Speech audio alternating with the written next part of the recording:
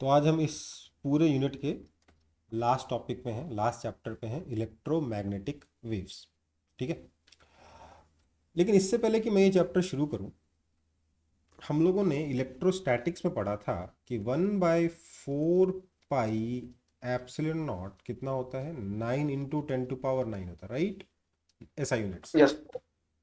इसका मतलब मैं चाहूँ तो एप्सिलॉन नॉट को निकाल सकता हूँ, कितना हो जाएगा 1/4 पाई इंटू 8.5 कुछ था। 9 × 10⁻⁹, राइट? है ना। हमने ये भी पढ़ा था मैग्नेटिक इफेक्ट ऑफ करंट में कि μ0/4 पाई हमने डिफाइन किया कैसे, कितना होता है ये 10⁻⁷ ऐसा यूनिट्स, राइट? है ना। तो अगर मैं यहां से μ0 की वैल्यू देखूं तो कितना आएगा 4 पाई इंटू 10⁻⁷, राइट? आया ना। चलो, यस। इनको यूज करके अगर मैं μ0 और एप्सिलॉन नॉट को मल्टीप्लाई कर दूं तो मुझे क्या मिलेगा, यहाँ 1/4 पाई, यहाँ 4 पाई कैंसिल हो गया, तो क्या बचा, क्या बचा सर, ये बचा 10⁻⁻7 upon 9 × 10⁻⁹, that is equal to 1/9 × 10⁻16, है ना। अब ये नंबर देख के कुछ जाना पहचाना सा नंबर लग रहा है क्या? 10⁻16 नहीं, sorry. Sir speed of light का स्क्वायर है। दिस इम्प्लाइज मैं ये लिख सकता हूँ 1/μ0 is equal to 9 × 10⁻16, that is equal to c², और c इज इक्वल टू 1/√μ0 आ रहा है कि नहीं आ रहा? आ रहा है कि नहीं? Yes sir. इस चैप्टर में अब ये तो क्या, ये कोई डेरिवेशन थोड़ा ना हुआ, ये तो बस नंबर बिठा दिए हम लोगों ने, राइट? इस चैप्टर में हम लोग इस फॉर्मूले को डिराइव करेंगे प्रॉपरली। हालांकि पूरा डेरिवेशन सिलेबस में नहीं है, पर फिर भी मैं आप लोगों को दिखा दूंगा कि कैसे कैसे डिराइव करते हैं, और अगर मेरा मन किया तो पूरा डेरिवेशन करा दूंगा। ठीक है, मतलब आप लोग कर सकते हो डेरिवेशन, कोई दिक्कत नहीं है। ऐसा नहीं है कि डेरिवेशन सिलेबस के बाहर है, सिलेबस के अंदर है पूरी तरीके से, मतलब सिलेबस के स्कोप के अंदर है, बट एज सच थ्योरी में नहीं है। तो शुरुआत करें इस चैप्टर की जिसका नाम है इलेक्ट्रोमैग्नेटिक वेव्स। हमारे पास, ध्यान रखिएगा, लाइट क्या है, ये क्वेश्चन बहुत पुराना है हमारे सामने। तो इसका आंसर बहुत लोगों ने देने की कोशिश की, पर सबसे पहली सिग्निफिकेंट थ्योरी किसने दी थी? न्यूटन ने दी थी। न्यूटन ने क्या कहा? Light is made of particles. पढ़ा है आप लोगों ने कि नहीं पढ़ा? Yes sir. Yes particles sir. का उसने नाम दिया था, वो ठीक से स्पेलिंग भी नहीं याद है, इतने इतना कम इंपॉर्टेंट है ये। मतलब कुछ तो ऐसा ही था, प्रोनाउंसिएशन कुछ ऐसा होता था, कॉर्पस कपल ऐसा कुछ होता था। ठीक है, ठीक spelling I am not sure कि सही है, मैंने अपने मन से जो मन में आया लिख दिया। ठीक है। पार्टिकल्स का नाम, हाँ, पार्टिकल्स को नाम दिया था। हाँ, पार्टिकल्स का नाम दिया था न्यूटन ने। कॉर्पस कपल थ्योरी थी इसकी। ठीक है, स्पेलिंग के बारे में आई एम नॉट श्योर। ठीक है। इसका कहना था कि कोई भी जो सोर्स है लाइट का, वो चारों तरफ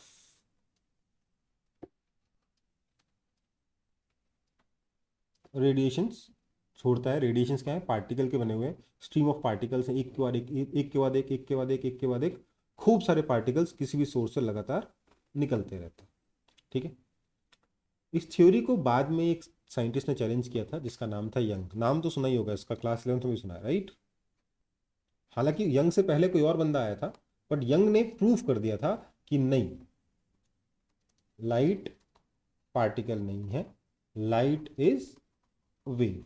लेकिन जैसे ही यंग ने ये बात कही तो लोगों ने कहा वेव, तो वेव तो डिस्टरबेंस होता है, डिस्टरबेंस तो किसी मीडियम में आएगा, तो मीडियम कहाँ है ना? मीडियम कहाँ है जिसको आप डिस्टर्ब कर रहे हो, वेव कैसे कह सकते हो, राइट? ये क्वेश्चन आया।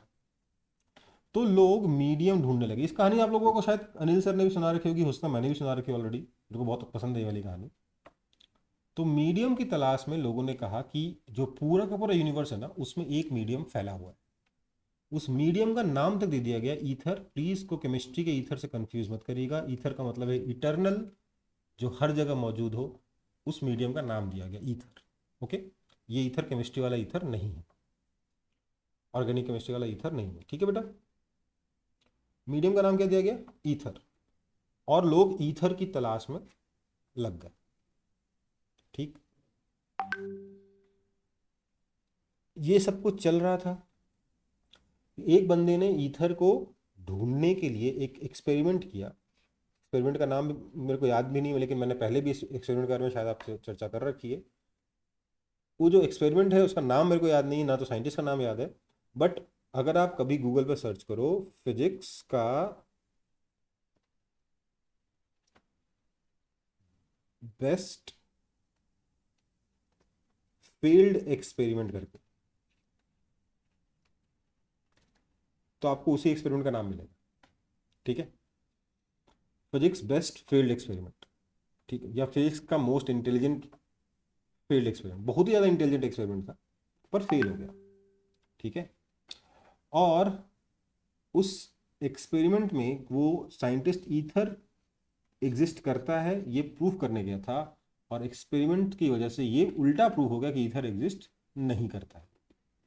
लेटर ऑन आइंस्टीन ने इसी एक्सपेरिमेंट को मॉडिफाई करके, इसी एक्सपेरिमेंट के बेसिस पर अपनी theory the, theory of relativity. Okay, पर इसके बीच में की बात है, एक मैथमेटिशियन आया। मैथमेटिशियन का नाम क्या था?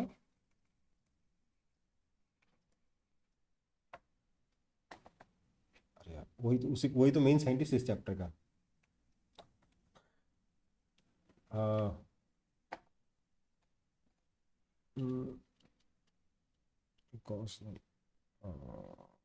मैक्सवेल।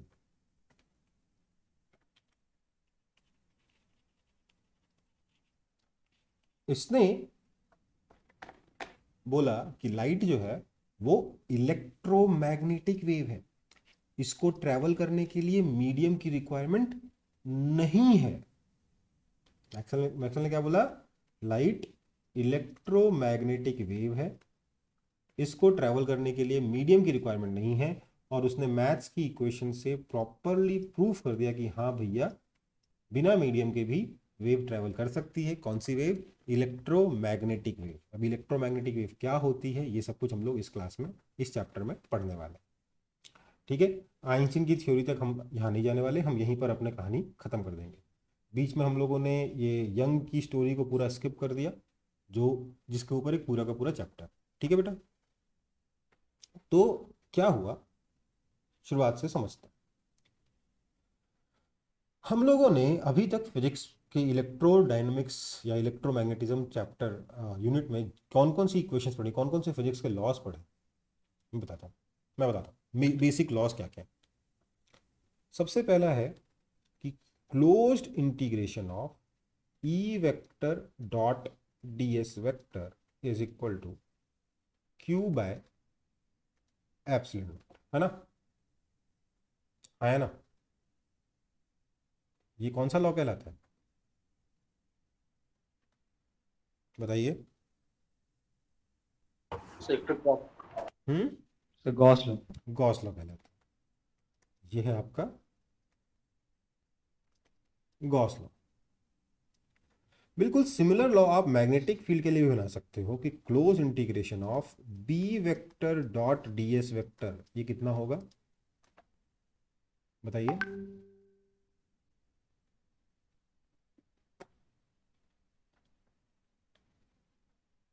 बताइए बताइए।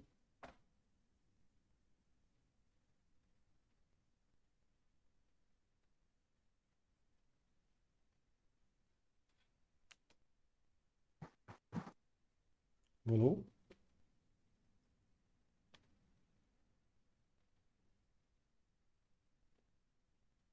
नहीं बताओगे?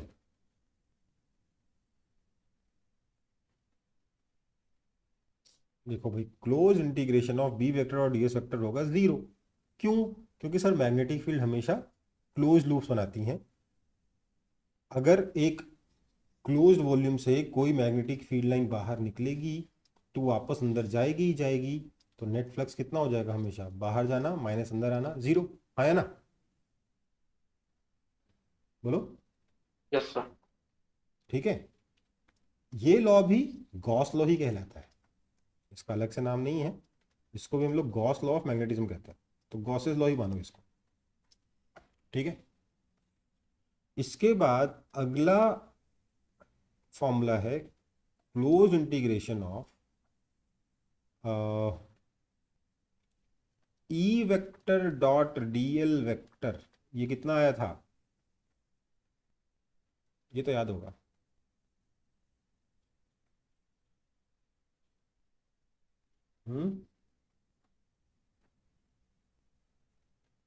Minus D phi B by D T, है ना?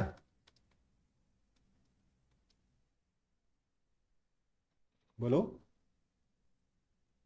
अबे rate of change of magnetic flux is equal to EMF, किसका लॉ है ये? ऐसे करोगे तो हो गया यार, फैराडेज लॉ, है ना? पूरा का पूरा ईएमआई चैप्टर इसीलिए क्वेश्चन पे बेस्ड है। हम्म और लास्ट में इक्वेशन है हमारे पास close integration of B vector dot DL vector. ये क्या है? ये कितना होता है?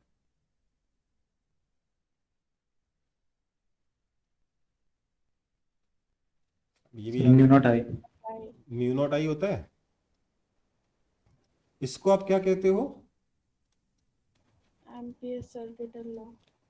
Amperes law. ठीक है, ampere circular law, ampere's law, right, है ना? अब देखो, मैक्सवेल ने बोला, देखो ये तीनों अंकल तो एकदम करेक्ट थे, एम्पियर्स लॉ थोड़ा सा गलती कर गया। उसने बोला यहाँ पे एक और टर्म आएगी जिसको हम प्रूफ भी कर देंगे, डोंट वरी, प्लस ये प्रूफ करने की जगह वेरीफाई भी कर देंगे। Mu not epsilon not D phi E by D T. ठीक है,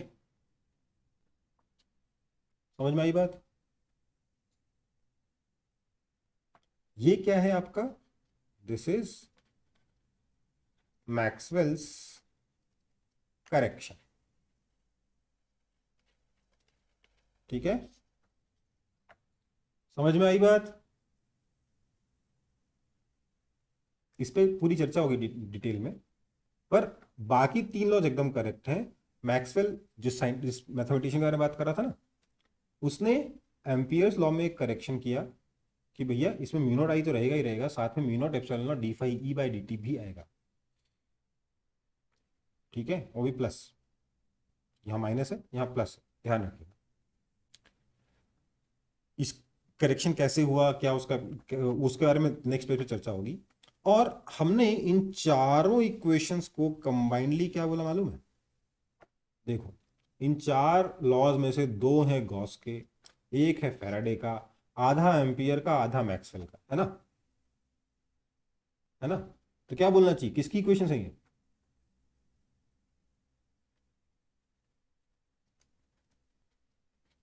मैक्सवेल्स इक्वेशंस।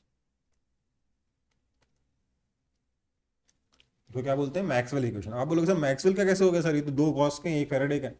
भैया गॉस ने और फैराडे ने और इवन एम्पियर ने इस फॉर्म में नहीं लिखा था इक्वेशन को। उन्होंने लॉ दिया था फिजिक्स का, वर्ड्स में दिया था, उसको मैथमेटिकली सही तरीके से रिप्रेजेंट करके अच्छे से लिखने का काम किसका था? मैक्सवेल का था। Maxwell is considered one of the greatest mathematicians ever. ठीक है, वो मैथ्स का स्टूडेंट था, he was not a physics student. पर ऐसा बहुत बार हुआ है कि फिजिक्स के स्टूडेंट ने मैथ्स का प्रॉब्लम सॉल्व किया, मैथ्स के स्टूडेंट ने फिजिक्स का प्रॉब्लम सॉल्व किया, कोई बड़ी बात नहीं है इसमें। ठीक है, मैथ्स के बहुत सारे क्वेश्चंस को कंप्यूटर साइंस इंजीनियर्स ने सॉल्व किया है, दैट इज फाइन, इसमें कोई बड़ी बात नहीं। तो लेकिन बहुत ही वेल एजुकेटेड, अच्छे से पढ़ाई लिखाई करी थी इसने। इसी ने फैराडे के जो क्या नाम है, जो सारी की सारी उसकी जो थ्योरी थी ना, लाइन वाली, फ्लक्स वाली, वो सब किसने बनाई, किसने किसने फाइनलाइज किया? मैक्सवेल ने फाइनलाइज किया। ठीक है, इन सबको, ये फैराडे ने जितने भी फ्लक्स के बारे में बात करी थी, जिन फ्लक्स को लेके हम लोगों ने इन सारी चीज़ों को समझा, electric field lines, magnetic field lines, उन सबको मैथमेटिकली प्रूफ किसने किया है कि भैया हाँ ये काम करता है, थ्योरी मैक्सवेल ने प्रूफ किया है। ओके बेटा। सो अब हम लोग अपना फोकस करेंगे इस टर्म पे, क्योंकि बाकी तो सब कुछ हम लोग डिटेल में पढ़ चुके हैं, यही तो टर्म तो बाकी है ना, कि आखिरकार ये है क्या। तो देखो, इसको देखने के दो तरीके हैं। एक तो बहुत बढ़िया तरीका है जो लगता है एकदम सिंपल सा लल्लू सा चीज़ है, सबको समझ में आ जाएगा, और दूसरा हम उसको डिटेल में थोड़ा मैथमेटिकली वेरीफाई कर लेंगे। ठीक है, कॉपी कर लिया ना यहाँ तक? Yes. यस ठीक। देखो, मैक्सवेल ने ऐसे कहा नहीं था, पर आज की डेट में हम लोग इस चीज़ को ऐसे इंटरप्रेट कर सकते हैं कि मान लो ये एक क्लोज्ड वॉल्यूम है, this is a closed volume. अब क्या हुआ, इसमें एक करंट आ रहा है, जा रहा है इसके अंदर I1, और बाहर आ रहा है I2। अब आप बोलोगे सर ऐसा कैसे पॉसिबल है, जितना करंट अंदर जाएगा उतना ही तो बाहर आएगा, ये तो किरचॉफ्स लॉ है, राइट? राइट और रॉन्ग? Yes. Yes sir. नहीं, ऐसा हो सकता? कैसे हो सकता है? अगर इसके अंदर रखा हुआ चार्ज Q वेरी कर रहा है ना? बोलो, हो सकता है कि नहीं हो सकता? अब क्या हाँ होगा, सर। अगर ये चार्ज Q है तो चार्ज Q की वजह से यहाँ पे निकलने वाला कुछ फ्लक्स भी होगा, है ना? Electric Yes. फ्लक्स भी होगा, है ना? तो हमने क्या बोला कि dq by D T is equal to I1 minus I2। कोई दिक्कत है इसमें? कोई दिक्कत है? बोलो, Yes. इसमें कोई दिक्कत होनी नहीं चाहिए। नाउ इससे बाहर जो फ्लक्स निकल रहा है, that electric flux is equal to Q by epsilon naught. This means d phi e by D T is equal to 1 by epsilon not D Q by D T, right? That means ये जो D Q by D T है, that is equal to epsilon not D phi E by D T, right? बोल सकते हैं कि नहीं बोल सकते? हम्म,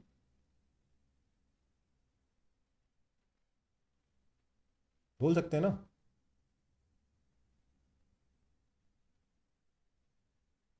यस तो बेसिकली ये कितना है, ये है I1 माइनस I2। बेसिकली ये क्या टर्म है, epsilon not D phi by D T, अगर सोचा जाए तो इसको मैं बोल रहा हूँ this is very similar to कि मेरे पास एक क्लोज लूप था, इसके अंदर करंट I1 गया और I2 बाहर आया। हम ऐसे सोच रहे हैं, हमें लगा था पहले जब तक मैंने चार्ज के बारे में नहीं सोचा था, हमने क्या बोला, सर I1 I2 इक्वल होगा, है ना? पर हमने देखा I1 I2 इक्वल नहीं, तो हम लोग बोले ये क्या, ये कैसे हो गया, I1 I2 इक्वल कैसे नहीं, जितना करंट अंदर जाएगा उतना करंट बाहर आना चाहिए, by Kirchhoff's law. Kirchhoff's law basically क्या है, इक्वेशन ऑफ कंटिन्यूटी, है ना? है ना भाई, इक्वेशन ऑफ कंटिन्यूटी है ना? तो मैक्सवेल्स इक्वेशन एक तरीके से कहती है सर, एक तो I2 है बाहर निकलने वाला, और एक और करंट आप एज्यूम कर सकते हो, I1 माइनस I2। अगर सर हम ये करंट एज्यूम कर लें तो हमारी इक्वेशन ऑफ कंटिन्यूटी वैलिड हो जाएगी, है ना? है ना? Yes. यस इसको सर मैं नया करंट नाम दे देता हूं, डिस्प्लेसमेंट करंट। क्या दे देते हैं इसको नाम? ID। ID इज, यहां पे जगह नहीं है, डिस्प्लेसमेंट करंट। ID क्या है? डिस्प्लेसमेंट। वो करंट जो डिस्प्लेस हो गया, मतलब हमें पता नहीं चला कहां चला गया, खो गया जो करंट, है ना? अगर चार्ज इकट्ठा हो रहा तो अलग बात है, पर ये डिस्प्लेसमेंट करंट है ना? Yes. Yes. And this is basically ये वाला पार्ट, है ना?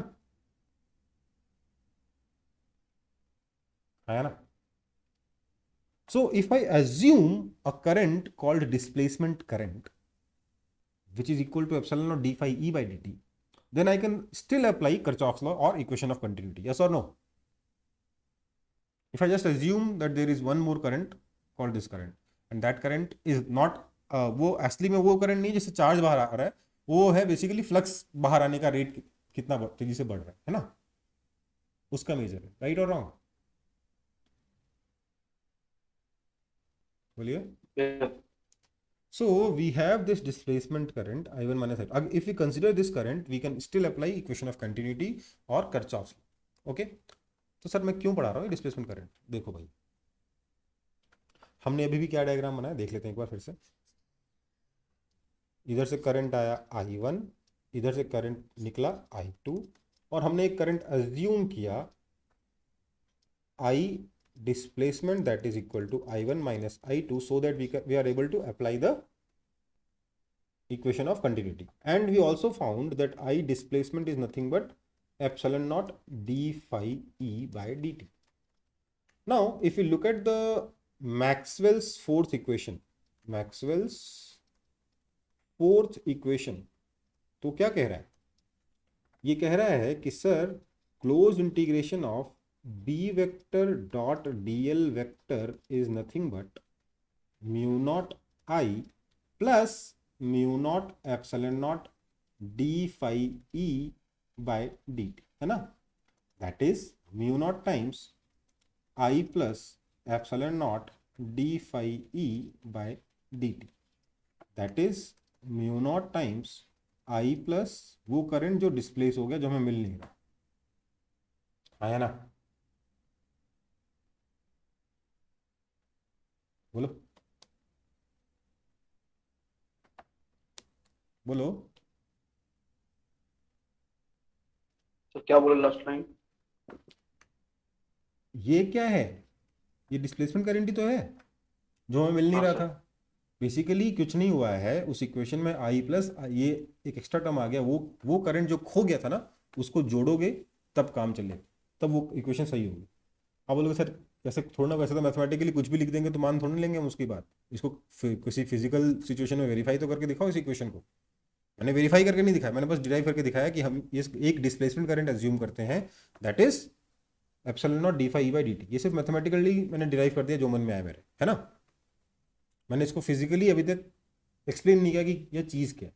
राइट?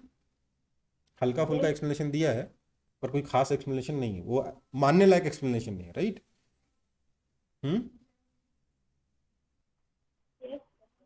समझ में आया कि नहीं आया? थोड़ा बहुत. पूरी तरीके से दोस्ती नहीं हुई होगी अभी तक डिस्प्लेसमेंट करंट से, मुझे पता है. मैं भी पहले बार पढ़ा था, लेकिन क्या चल रहा है, कुछ भी लिखे जा रहे हैं सर. पर क्या हो रहा है यहाँ पे, एक तरीके से ये जो चौथी इक्वेशन है, म्यू नॉट आई के साथ mu not epsilon not D phi E D T extra add किया. हमने ये जो टर्म आ रही ना epsilon not D phi E by D T, हमने बोला यार ये एक करंट है जिसका नाम हमने क्या दिया है, डिस्प्लेसमेंट करंट. और डिस्प्लेसमेंट करंट को समझने के लिए हम लोगों ने एक क्लोज्ड वॉल्यूम लिया जिसमें करंट I1 गया, करंट I2 बाहर निकला और अंदर चार्ज एक्यूमुलेट हुआ. जब अंदर चार्ज एक्यूमुलेट हुआ तो ऑब्वियसली हम इक्वेशन ऑफ कंटिन्यूटी अप्लाई नहीं कर सकते, पर हमारा इक्वेशन ऑफ कंटिन्यूटी अप्लाई करने की इच्छा थी. हम चार्ज को नहीं देखना चाहते थे, तो चार्ज को देखने का एक दूसरा तरीका निकाला. क्या? चार्ज को मत देखो, चार्ज के फ्लक्स को देखो, है ना? समझ में आई बात? चार्ज का फ्लक्स देख के तो आप चार्ज के बारे में पता लगा ही लोगे ना. हाँ सर. तो हमने चार्ज को देखना बंद किया कि भैया चार्ज अंदर एक्यूमुलेट हो रहा हो तो हमें दिख नहीं रहा, हम बाहर से देख रहे हैं, अंदर क्या हो रहा है हमको देखना ही नहीं. तो हमने देखा, देखो बाहर से अंदर गया करंट I1, बाहर गया करंट I2, और साथ में अंदर से जो बाहर फ्लक्स निकल रहा था वो चेंज हो रहा था. So now let's figure out कि फ्लक्स किस रेट से चेंज हो रहा है. तो उसमें हमें जो डी क्यू डी टी मिला, उसको हम लोगों ने नाम दे दिया डिस्प्लेसमेंट करंट, कि ये वो करंट है जो खो गया. अंदर गया 5 एम्पियर, बाहर आया 3 एम्पियर, 2 एम्पियर करंट खो गया, वो फ्लक्स के रूप में बाहर आ रहा है. कोई दिक्कत?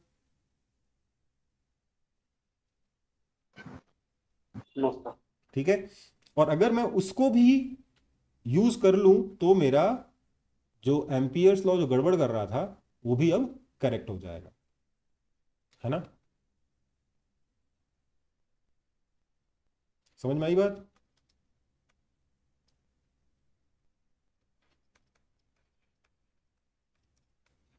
समझ में आया? तो ये तो सर हमने मैक्सवेल इक्वेशन जानते थे उसके बाद सही कर दिया। मैक्सवेल इक्वेशन बिना जाने हम कैसे बोल सकते थे यहाँ पे एक और टर्म आने वाली है? हमारे तो फिजिकल सिचुएशन सारी की सारी वेरीफाई हो ही रही थी ऐसे भी, हाँ है ना।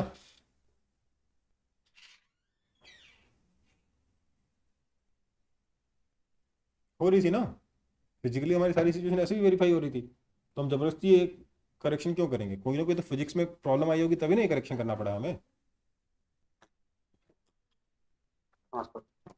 सो उसका एक्सप्लेनेशन जो आपकी सिलेबस में एक्सप्लेनेशन है, जो आपकी बुक्स में एक्सप्लेनेशन है, वो देख लीजिए। ये वाला एक्सप्लेनेशन एचसीएफ में मिल जाएगा, बट आपके एनसीईआरटी में ये वाला एक्सप्लेनेशन नहीं है।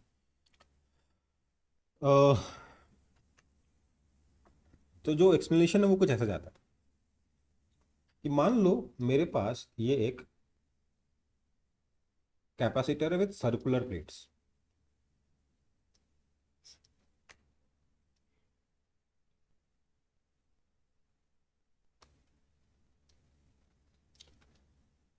इनके जो प्लेट्स हैं उसके बीच में डिस्टेंस छोटा सा है, small D, cross section area A है, इसका कैपेसिटेंस कितना होगा? Epsilon nought A by D, है ना। ये डिस्टेंस डी बहुत छोटा है, D is equal to small, जैसा कि हम कैपेसिटर में मानते हैं डी बहुत छोटा है, राइट। नाउ इमेजिन दिस, यहां से करंट आई आ रहा है, यहां करंट आई जा रहा है, तो क्या होगा? इस पर जो चार्ज Q है, इस पर चार्ज माइनस Q है, ये चार्ज वेरी करेंगे, है ना। करंट कितना होगा सर? करंट होगा D Q by D T, right. Right और रॉन्ग? करंट के हाथ यस क्या हुआ सर। सोचिए, करंट इधर से आया, थोड़ा सा डिस्टेंस डी में नहीं गया, बहुत ही छोटा सा डिस्टेंस डी में नहीं गया, और उसके आगे वापस कंटिन्यू कर गया, बीच में करंट ब्रेक हो गया, है ना। हुआ कि नहीं? अब मैक्सवेल ने कहा कि ये काम करो, एक सरफेस कंसीडर करो जो इन दोनों कैपेसिटर्स के बीच से जा रहा है। तो सरफेस इज गोइंग, दोनों प्लेट्स के बीच से जा रहा है। सो हमने ये सरफेस थोड़ा बड़ा लिया है, इसका रेडियस r है, such that pi R square is very very greater than area. Okay बेटा, मतलब इसका जो रेडियस है सरफेस का, वो कैपेसिटर के रेडियस से काफी बड़ा है, ठीक है। कैपेसिटर के प्लेट के रेडियस से काफी बड़ा है, ठीक है बेटा। सो अब मुझे बताओ, इस सरफेस में के थ्रू जो आई पियर्सिंग है वो कितना है? सर वो तो जीरो है सर, है ना। कितना करंट पियर्स कर रहा है इस एरिया को, बताइए।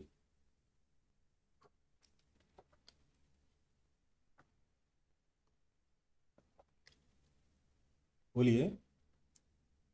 जीरो। कोई करंट पियर्स नहीं कर रहा, ओके। तो क्या मैं कह सकता हूं कि यहां पर मैग्नेटिक फील्ड जीरो है, क्योंकि B into two pi R is equal to mu not into I piercing, that is equal to zero, that means magnetic field is equal to zero, आया ना। बोलो। हाँ। ये मैं नहीं कह सकता। क्यों नहीं कह सकता? क्योंकि सोच के देखिए यार, ये डिस्टेंस डी तो बहुत छोटा है, ये वायर तो अभी भी इफेक्टिवली एक इन्फाइनाइट वायर है, मतलब इंफिनिटी से आ रहा है, इंफिनिटी तक जा रहा है ना। छोटा सा एलिमेंट ही तो मिसिंग है, राइट और रॉन्ग? हम्म, बोलिए। हाँ सर। तो ये जो है ना आपका इक्वेशन, ये पूरा ही गलत है, क्योंकि हमें मालूम है कि मैग्नेटिक फील्ड जीरो नहीं है। एक्चुअल में मैग्नेटिक फील्ड कितना है सर? ये तो है mu not I upon two pi R, right, आया ना। बोलो।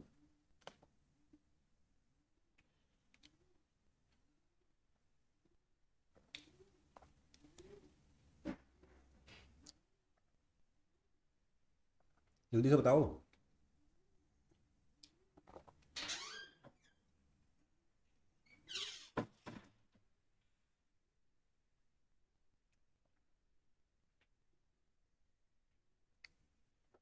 जल्दी बोलो भाई, आएगा कि नहीं आएगा? क्यों है ऐसा? As wire is effectively infinite wire, उसमें छोटा सा पार्ट ही तो मिसिंग है भाई, डी डिस्टेंस का, और डी तो हम बहुत छोटा बोल रहे हैं, राइट? है ना? Yes sir. सो ये तो लफड़ा हो गया। हमको जो एम्पियर एम्पियर अंकल ने जो सिखाया था वो लॉ तो काम ही नहीं कर रहा, क्योंकि उस लॉ के आपसे आंसर आ रहा है जीरो, जबकि असली में हमें मालूम है आंसर होना चाहिए mu not I upon 2 pi R. तो इसका मतलब क्या, एम्पियर्स लॉ इनकम्प्लीट है, कुछ गलती है उसमें, है ना? है ना? yes, नाउ तो कॉपी कर लो, इसके आगे का नेक्स्ट पेज पे करूंगा मैं।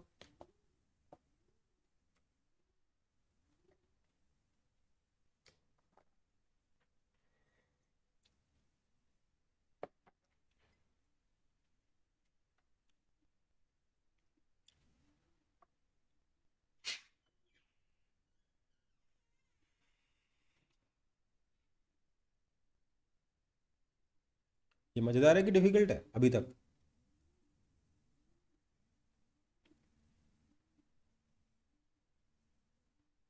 तो वो बी जीरो नहीं है, वो कैसे आया? क्या? तो बी का value mu not I by 2 pi R क्यों आया? क्योंकि बेटा ये इफेक्टिवली तो इनफाइनाइट वायर है ना, इनफाइनाइट वायर की वजह से मैग्नेटिक फील्ड कितना होता है, mu not I upon 2 pi R. और फिर जो बीच में नहीं है? तो उस अगर आप उस छोटे से एलिमेंट का सब्ट्रैक्ट करोगे, जो कि आप पूरे वायर में से छोटे से एलिमेंट का सब्ट्रैक्ट करो विच इज इफेक्टिवली जीरो, तो बहुत छोटा हाँ एलिमेंट है ना बेटा। हाँ।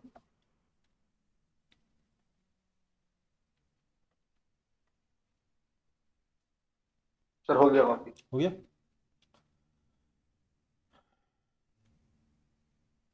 चलो, तो अब हम लोग कंसीडर करते हैं, considering displacement current.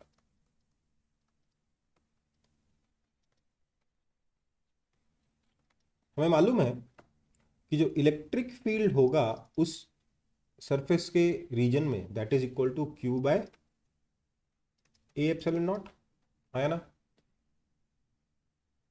Right?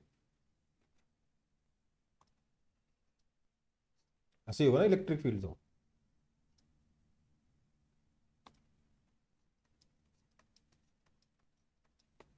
Right और रॉन्ग? हाँ सर। तो ये इलेक्ट्रिक फील्ड है, ऊपर को इलेक्ट्रिक फील्ड नहीं, नीचे को इलेक्ट्रिक फील्ड नहीं है, मतलब कि फ्लक्स कितना हो गया,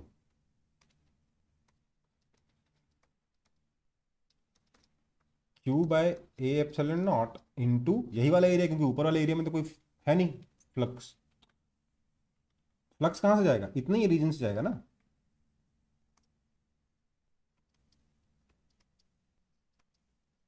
इसमें पूरा का पूरा पाई आर स्क्वायर थोड़ा ना यूज होगा, राइट? बोलिए।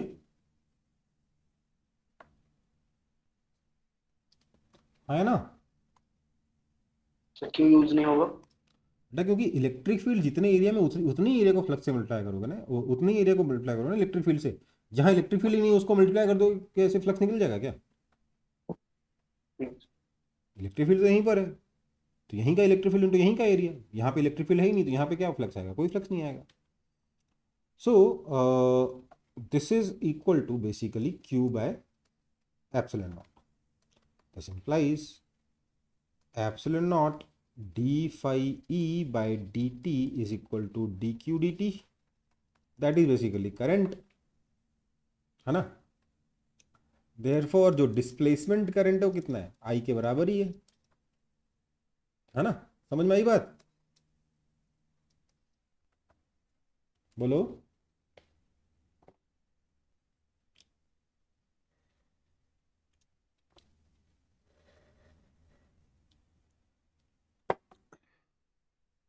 डिस्प्लेसमेंट करंट वायर वाले करंट के बराबर ही है ना भाई? हाँ सर। मतलब क्या हुआ, अब अगर हम लोग मैक्सवेल्स फोर्थ इक्वेशन अप्लाई करेंगे तो क्या मिलेंगे?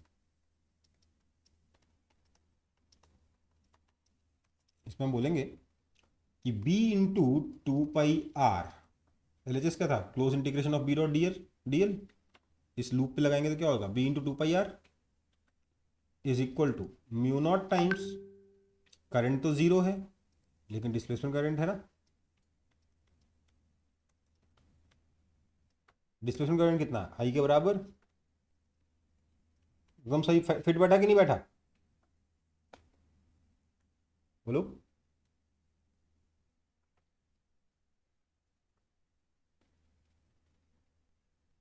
समझ में आया?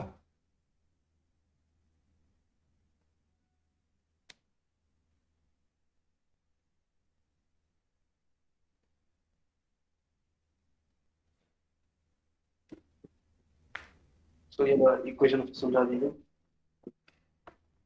मैक्सवेल की फोर्थ इक्वेशन क्या थी? Close integration of B vector dot DL vector is equal to mu not into I plus I D, यही था ना? हाँ आई तो जीरो है क्योंकि इसके अंदर से कोई करंट नहीं जा रहा, इस लूप के अंदर से कोई करंट नहीं जा रहा, राइट? बोलो। लेकिन आई डी कितना है? इसी आई के बराबर है, so mu naught into zero plus I D. हो गया काम, आ गया ना मैग्नेटिक फील्ड, वही जो आना Yes. चाहिए था। तो कौन सही है, मैक्सवेल या एम्पियर? हम्म,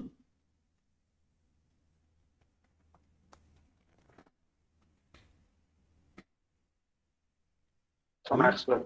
मैक्सवेल सही है, राइट। हमने यहाँ क्या सीखा, ध्यान दीजिएगा। हमने यहाँ ये सीखा कि यहाँ सर तक वो आप, आईडी होगा, हम्म, यू नॉट आईडी होगा ना। बेटा I D is same as I, right?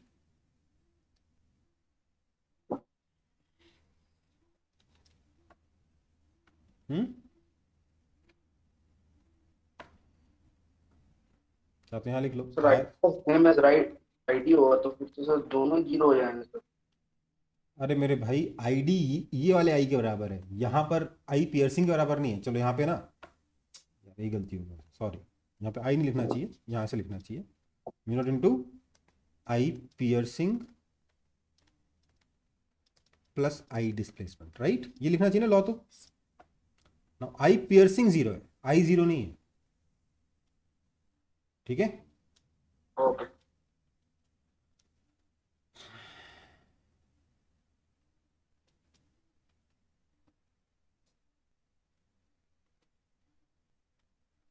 चलो, तो क्योंकि आई डी आई के बराबर है इसलिए आपको मैग्नेटिक फील्ड कितना आ गया? Mu not I upon two pi R, right? आगे बढ़े। चलो ठीक।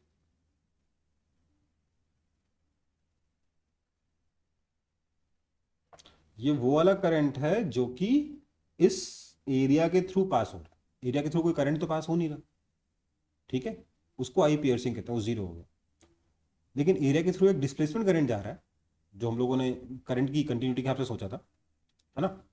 तो जो डिस्प्लेसमेंट करंट है, अगर आप उसको कंसिडर करते हो, अगर आप डिस्प्लेसमेंट करंट को कंसिडर करते हो तब वो क्या मिलेगा? वो आई के डिस्प्लेसमेंट बराबर। करंट आई के बराबर है। ऐसे ही सोच लो, इक्वेशन ऑफ कंटिन्यूटी के लिए ना वो, इधर से आई आया, बीच में रुक गया, इधर से आई निकला, ये तो समझ बर्दाश्त होगा नहीं कंटिन्यूटी को। कंटिन्यूटी क्या बोलेगा? इधर से आई आ रहा है, इधर से डिस्प्लेसमेंट करंट जा रहा होगा, वो इधर से आई जा रहा होगा, मतलब डिस्प्लेसमेंट करंट इस आई के बराबर होगा, आया ना?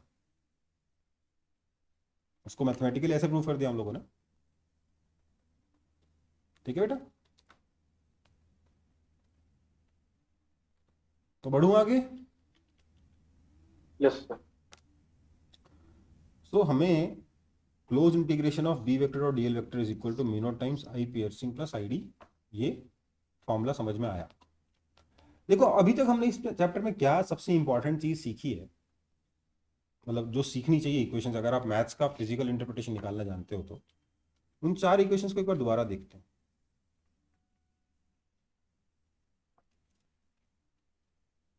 पहली दोनों छोड़ो, यहां हमने क्या सीखा कि अगर मैग्नेटिक फील्ड वेरी करेगा तो मैग्नेटिक फ्लक्स वेरी करेगा, उससे इलेक्ट्रिक फील्ड जनरेट होगा, है ना? है ना? और अगर इलेक्ट्रिक फील्ड वेरी करेगा तो इलेक्ट्रिक फ्लक्स वेरी करेगा, उससे मैग्नेटिक फील्ड जनरेट होगा। यस और नो?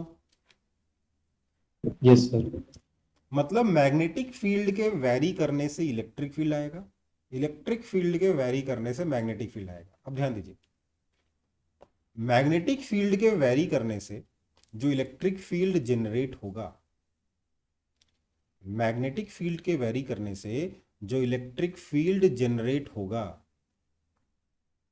वो इलेक्ट्रिक फील्ड एक सेकंड, हाँ, वो इलेक्ट्रिक फील्ड मैग्नेटिक फील्ड के वेरी करने के रेट के प्रोपोर्शनल है। अब ध्यान दीजिएगा, मैग्नेटिक फील्ड कांस्टेंट रेट से अगर वेरी करेगा तो इलेक्ट्रिक फील्ड कांस्टेंट रहेगा, राइट? है ना? Yes. मैग्नेटिक फील्ड अगर कांस्टेंट रेट से वेरी करेगा तो इलेक्ट्रिक फील्ड कांस्टेंट रहेगा। लेकिन अगर मैग्नेटिक फील्ड लगातार कांस्टेंट रेट से वेरी करता रहा तो कभी ना कभी मैग्नेटिक फील्ड इन्फिनिटी पहुंच जाएगा। ये तो पॉसिबल है नहीं प्रैक्टिकली कि लगातार ही मैग्नेटिक फील्ड कांस्टेंट रेट से वेरी करता रहे, है ना? D five by D T permanently constant possible है क्या? नहीं पॉसिबल है, क्योंकि अगर कांस्टेंट रहेगा ये तो कभी ना कभी मैग्नेटिक फील्ड इन्फिनिटी पहुंच जाएगा, बहुत बड़ा हो जाएगा। तो इसका मतलब अगर मैग्नेटिक फील्ड वेरी करेगा, ध्यान दीजिएगा, अगर मैग्नेटिक फील्ड वेरी करेगा तो इलेक्ट्रिक फील्ड तो आएगा ही, लेकिन जो इलेक्ट्रिक फील्ड आएगा वो वेरिएबल भी आएगा, हाँ या ना? बोलिए। Yes sir. और अगर इलेक्ट्रिक फील्ड वेरिएबल आएगा तो उसकी वजह से मैग्नेटिक फील्ड जनरेट होगा। तो ये लास्ट लाइन फिर से बोली ना, इलेक्ट्रिक फील्ड वेरिएबल हो जाएगा। क्योंकि मैग्नेटिक फील्ड लगातार कांस्टेंट रेट से वेरी नहीं कर सकता, इसलिए जो इलेक्ट्रिक फील्ड जनरेट होगा वो कभी कांस्टेंट नहीं होगा, राइट? हाँ सर। इसका मतलब इलेक्ट्रिक फील्ड वेरिएबल होगा, हाँ सर। और अगर इलेक्ट्रिक फील्ड वेरिएबल होगा तो मैग्नेटिक फील्ड आएगा, है ना? हाँ। मतलब क्या हुआ, वेरिएबल मैग्नेटिक फील्ड और वेरिएबल इलेक्ट्रिक फील्ड एक दूसरे के बिना एग्जिस्ट नहीं कर सकते। समझ में आई बात? अगर किसी जगह पर वेरिएबल मैग्नेटिक फील्ड है तो वहां पर वेरिएबल इलेक्ट्रिक फील्ड भी होगा। दोनों जब रहेंगे साथ रहेंगे, नहीं तो नहीं रहेंगे। ओके बेटा, ओके सर। समझ में आई बात? दोनों एक दूसरे के बिना जी ही नहीं सकते, बहुत प्यार है दोनों में, ठीक है? किस किस में? Varying electric field and varying magnetic field, इनके बीच में बहुत प्यार है, ठीक है? समझ में आई बात? करेगा तभी ना होगा ये सर। क्या? तो वैरी करेगा तभी ना होगा। तो वेरिएबल ही तो बोला मैं, हाँ हाँ सर। वेरिएबल मैग्नेटिक फील्ड और वेरिएबल इलेक्ट्रिक फील्ड एक दूसरे के बिना नहीं रह सकते, ये कह रहा हूं, ठीक है बेटा? Yes sir. चलो आगे बढ़ते हैं फिर। Yes sir. तो मैक्सवेल की इक्वेशन को एक बार रिविजिट करते हैं और लिखते हैं मैक्सवेल्स इक्वेशन इन वैक्यूम। अच्छा, कोई मुझे बताएगा कि क्यों बिना मीडियम के वेव ट्रेवल नहीं कर सकता? मैकेनिकल वेव क्यों नहीं ट्रेवल कर सकता बिना मीडियम के? मीडियम की क्या क्या प्रॉपर्टी चाहिए थी बताइए तो? इलास्टिसिटी। इनर्शिया और दूसरी इलास्टिसिटी, राइट? यही दो चीजें चाहिए थी ना? Yes sir. ठीक है। इलास्टिसिटी का मतलब अगर वैरी करोगे तो वापस अपनी जगह पे आने की टेंडेंसी, और इनर्शिया का मतलब, इनर्शिया तो खैर ठीक है, इनर्शिया की यहाँ पे जरूरत नहीं है, मेनली इलास्टिसिटी चाहिए थी, है ना? मेनली क्या चाहिए थी? इलास्टिसिटी। अगर कहीं पर आपने कोई डिस्टर्बेंस क्रिएट किया है और वो डिस्टर्बेंस वापस अपने आप को रेक्टिफाई करने की कोशिश नहीं करता तो फिर वेव ट्रेवल नहीं कर सकती। यही था ना बेसिक फंडा, है ना? बोलो। मेनली क्या चाहिए था? इलास्टिसिटी। इनर्शिया तो क्योंकि मीडियम था इसलिए चाहिए था, इसलिए था, लेकिन चाहिए क्या था? मेनली इलास्टिसिटी चाहिए था। ओके, तो अपने ओरिजिनल सिचुएशन में वापस आने की टेंडेंसी चाहिए, तब जाके इक्वेशन बन सकती है। ठीक है, मैं इस पर ज़्यादा डिस्कशन करूंगा नहीं, बट मैं बस बता दिया कि मीडियम क्यों चाहिए था। अब मैक्सवेल की इक्वेशन देखिए, वैक्यूम में चारों इक्वेशन। सबसे पहले तो close integration of E vector dot D S vector is equal to zero, है ना, क्योंकि चार्ज तो ही नहीं, वैक्यूम है। ये तो ऐसे भी जीरो होता है, तो ये किसी कर्म के नहीं है, फालतू है हमारे लिए ये इस चैप्टर में। इसके बाद close integration of E vector dot D L vector, ये कितना था? Minus D phi B by D T, and close integration of B vector dot D L vector is equal to कितना है? माइनस नहीं, mu not epsilon not D phi E by D T. यही ना equation?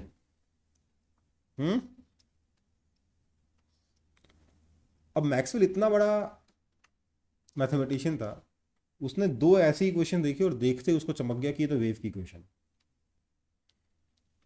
ठीक है, बोले आप बोलेगे sir कैसे? बताता हूं। उसने बोला कि लेट मी एज्यूम कि लाइट वेव है, and then I will verify it for you कि हाँ भैया लाइट वेव है। मैं लाइट की एक इक्वेशन बनाऊंगा लाइट को वेव मानते हुए, और मैं प्रूफ करूंगा कि हाँ वैक्यूम में वो वेव पॉसिबल है विदाउट एनी मीडियम। ओके बेटा, समझ में आई बात? यहां तक कॉपी करो, मैं 1 मिनट में आया।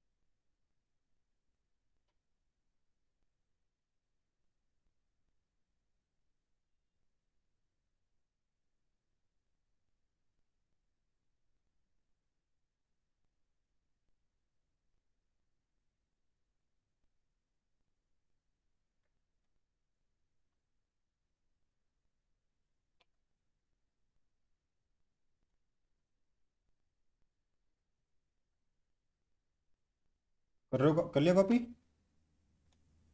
कर लिया होगा, छोटा सा बात था। तो मैक्सवेल, मैंने आपको क्या बताया, मैक्सवेल ने इक्वेशन एज्यूम करी और वेरीफाई करके बताया कि देखो ये इक्वेशंस पॉसिबल हैं, वेव बिना मीडियम के चल सकती है। आप लोग फालतू में ईथर ढूंढ रहे हो जिसकी जरूरत ही नहीं, क्योंकि जब उसने प्रूफ कर दिया था ना दूसरे साइंटिस्ट ने कि ईथर एग्जिस्ट नहीं करता गलती से, तो जैसे उसने गलती से ईथर एग्जिस्ट करता नहीं प्रूफ कर दिया था, लोग फिर से बोल गए मतलब लाइट पार्टिकल हो गया। ठीक है, लेकिन लाइट के पास कुछ वेव प्रॉपर्टीज थी जिसको एक्सप्लेन ही नहीं कर पा रहा था कोई, कि अगर लाइट पार्टिकल है तो लाइट वेव की प्रॉपर्टीज कैसे एग्जिबिट कर रहा है। तो अ,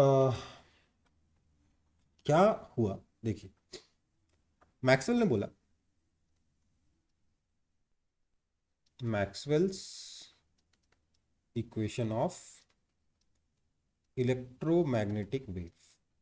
उसने बोला कि मैं एक ऐसी वेव कंसीडर कर रहा हूं जो कि एक्स डायरेक्शन में जा रही है, उसमें जो इलेक्ट्रिक फील्ड है वो वाई डायरेक्शन में।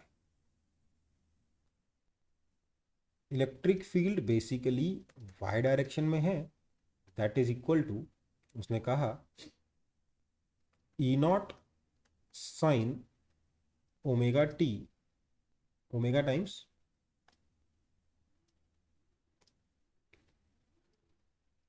T minus X by C. ये किस डायरेक्शन में जा रही है, कोई बताएगा मेरे को?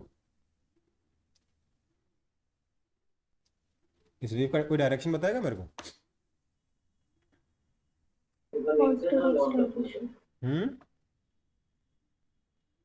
क्या बोले?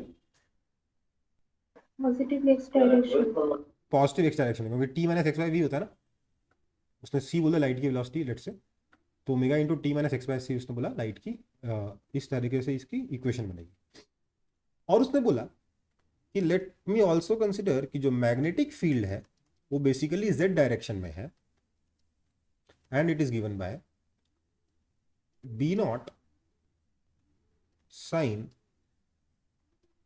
Omega T minus X by C. क्योंकि वेव एक्स डायरेक्शन में जा रही है, तो चाहे आप इलेक्ट्रिक फील्ड की इक्वेशन बनाओ चाहे मैग्नेटिक फील्ड की इक्वेशन बनाओ, टी में से तो माइनस एक्स बाय सी ही होगा। यस और नो? यहां तक कोई दिक्कत? No sir. एंड सबसे इंपॉर्टेंट चीज तो यहां ये देखी, these two are in phase. उसने इन फेज माना। हो सकता है उसने आउट ऑफ फेज में पहले कंसीडर किया हो कि लेट्स दोनों के बीच पाई बाय 2 का फेज डिफरेंस मान के चलता हूँ, सेम फेज मान के चलता हूँ, ऐसा करके रखता हूँ, ऐसा करके जो फिट बैठा वो कौन सा बैठा जब उसने इन फेज माना था। ओके बेटा, उसने दो वेव्स ली, एक इलेक्ट्रिक फील्ड की एक मैग्नेटिक फील्ड की, और उनको बोला कि ये दोनों एक साथ है। इलेक्ट्रिक फील्ड इस तरीके से वेरी करेगा और मैग्नेटिक फील्ड इस तरीके से वेरी करेगा और वेव एक्स डायरेक्शन में जाएगी। समझ में आई बात? मतलब ये है, देखो लेट्स से ये एक्स डायरेक्शन है, ये वाई डायरेक्शन है, और ये अपना जेड डायरेक्शन है लेट्स से।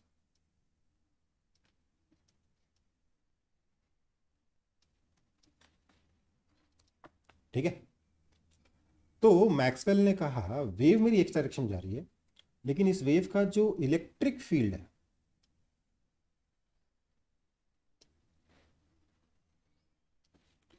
वो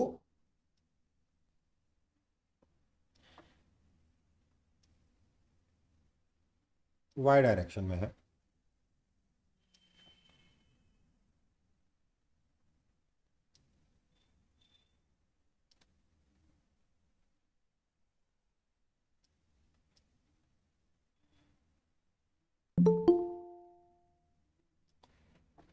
किसी एक मोमेंट पे अगर मैं फोटो खींचूंगा इलेक्ट्रिक फील्ड की, तो दैट इलेक्ट्रिक फील्ड, अच्छा पहले मैग्नेटिक फील्ड बना देता हूँ। और उसने कहा मैग्नेटिक फील्ड जो है वो थोड़ा ऐसे है वाई डायरेक्शन में।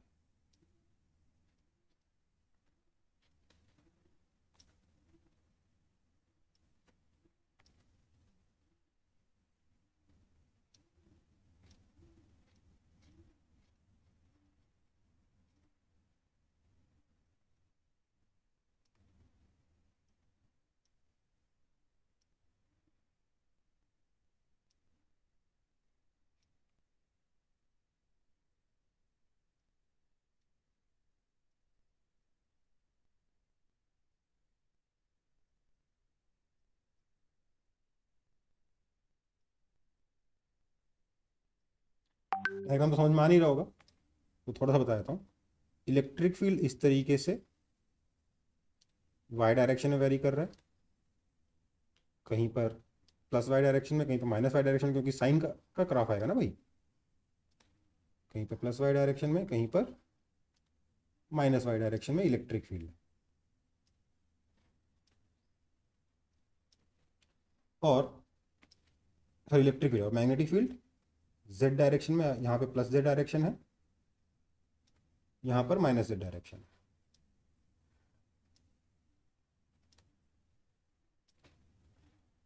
थोड़ा क्लियर हुआ डायग्राम कैसा है? हाँ सर। समझ में आ रहा है थोड़ा 3D डायग्राम? मतलब ऐसा समझ लो कि इलेक्ट्रिक फील्ड ऐसे वेरी कर रहा है वाई डायरेक्शन में, मैग्नेटिक फील्ड ऐसे वेरी कर रहा है जेड डायरेक्शन में, और वेव आगे जा रही है कुछ ऐसे।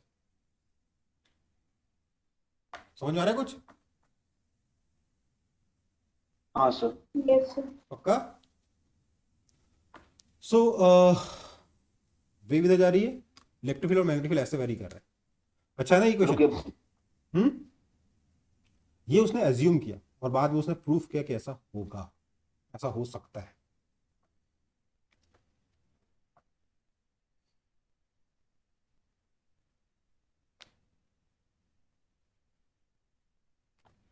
दो तीन कलर के पेन से बनाओगे तो अच्छा रहेगा।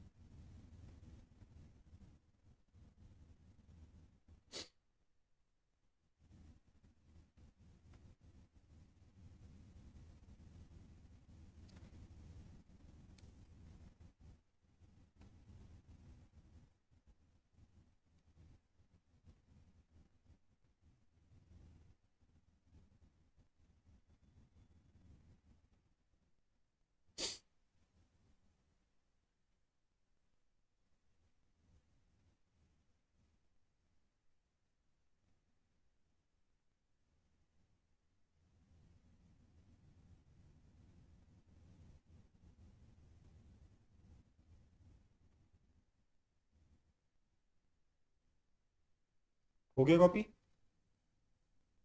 Yes sir. हो गया ना?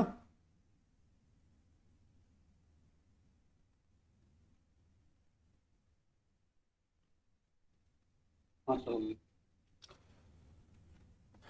अच्छा, थोड़ा सा मेरे ख्याल से इलेक्ट्रिक फील्ड और मैग्नेटिक फील्ड एक साथ रहते हैं, दोनों एक ही चीज़ हैं। ये भी थोड़ा ज़्यादा क्लेरिफाई हुआ होगा कि हाँ भैया इलेक्ट्रिक फील्ड वेरी कर रहा है तो मैग्नेटिक फील्ड आ रहा है, मैग्नेटिक फील्ड वेरी कर रहा है तो इलेक्ट्रिक फील्ड आ रहा है। थोड़ा सा वो वाला जो चैप्टर था ईएमआई वो और अच्छे से क्लियर हो रहा होगा इस टाइम पर, है ना? क्योंकि एक इमोशनल ईएमएफ का तो रीजन बता दिया था, ये क्या उसका भी रीजन बताया था कि देखो बेटा जब मैग्नेटिक फील्ड वेरी करता है तो इलेक्ट्रिक फील्ड ऑटोमेटिकली आ जाता है, और वो वाला इलेक्ट्रिक फील्ड कंजर्वेटिव नहीं होता है, बताया था ना? हाँ, sir. Yes, sir. वो यहाँ पे एक बार और यूज हो रहा है, राइट? Same concept. तो देखो ये हमारा एक्स डायरेक्शन है, ये हमारा वाई डायरेक्शन है,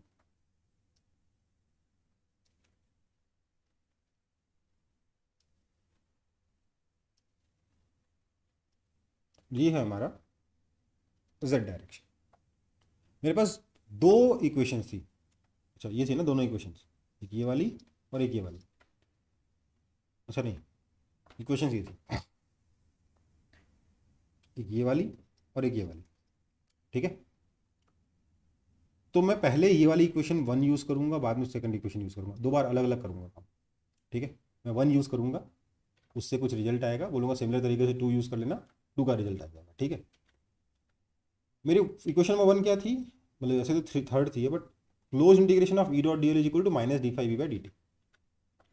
मेरी इक्वेशन क्या यूज़ कर रहा हूँ मैं इक्वेशन यूज़ करने वाला हूँ कि closed integration of E vector dot D L vector is equal to minus D five B by D T. Now I know one more thing कि मेरा जो इलेक्ट्रिक फील्ड है वो वाई डायरेक्शन में है और मैग्नेटिक फील्ड मेरा Z direction में है ना। मैंने जो एजम्पशन लिया इक्वेशन में उसमें ही लिया। तो मैं एक ऐसा लूप लेना चाहता हूँ। अब देखिए मैं बीम के बारे में बात करूँ, एक रे के बारे में बात नहीं कर रहा हूँ, मैं एक पूरी लाइट की बीम के बारे में बात करूँ, मोटी सी बीम, बहुत पूरा पूरा एक्स डायरेक्शन में ऐसे आ रही लाइट, ऐसे ऐसे ऐसे ऐसे ऐसे ऐसे पूरी बीम आ रही, ठीक है बेटा? कोई दिक्कत? No, sir.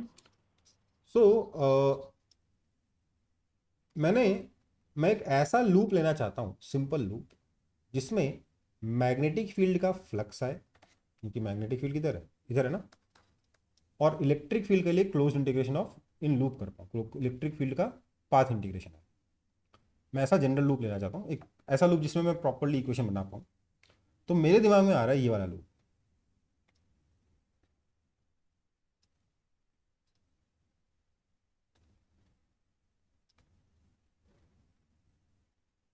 समझ में आया?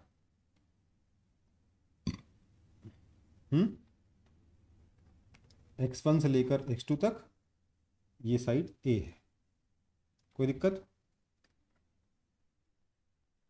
मैंने ये एक लूप कंसिडर किया।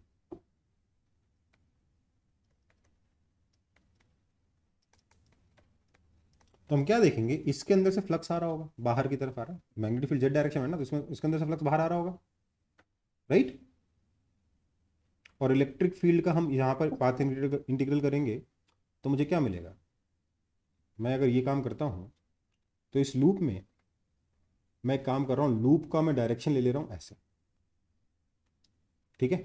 तो क्या हो जाएगा, electric field at x1 into A, यहाँ का वही आएगा ना, पाथ इंटीग्रल कर रहा हूँ तो यहाँ का इलेक्ट्रिक फील्ड इंटू ए, राइट, राइट और रॉन्ग? लूप का डायरेक्शन कैसे लिए? क्या? लूप का डायरेक्शन कैसे लिए? मैंने कोई भी एक लूप का डायरेक्शन कंसिडर कर लिया, कोई दिक्कत नहीं है। वैसे मैंने गलत लूप का डायरेक्शन कंसिडर किया, इससे मुझे तकलीफ होगी, तो मुझे let me take it out in the reverse order, वो बेटर होगा। आप बोलोगे सर क्यों उल्टा क्यों लेंगे? क्योंकि मैं बाहर वाले मैग्नेटिक फील्ड को प्लस लेना चाहता हूँ, ठीक है। तो मैं ऐसे घूमूंगा तब ना बाहर वाला मैग्नेटिक फील्ड प्लस आएगा, आया ना? Yes, sir.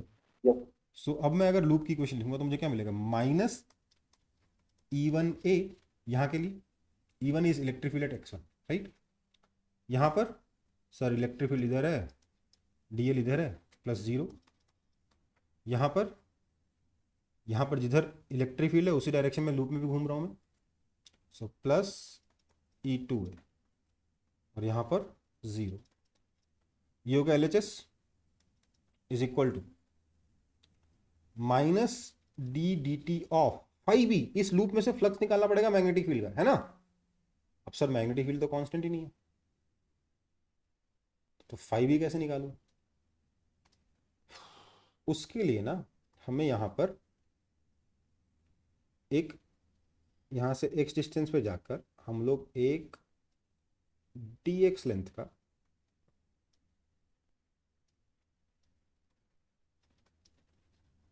एक लूप कंसिडर करेंगे, एक एरिया कंसिडर करेंगे, ओके बेटा। इसमें से फ्लक्स निकालेंगे, ठीक है।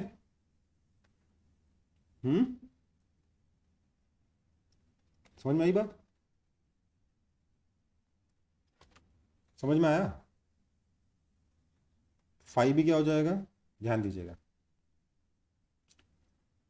Integration of magnetic field at x into area हो गया ADX, कहाँ से कहाँ तक, x1 से लेकर x2 तक। यस और नो? यस और नो?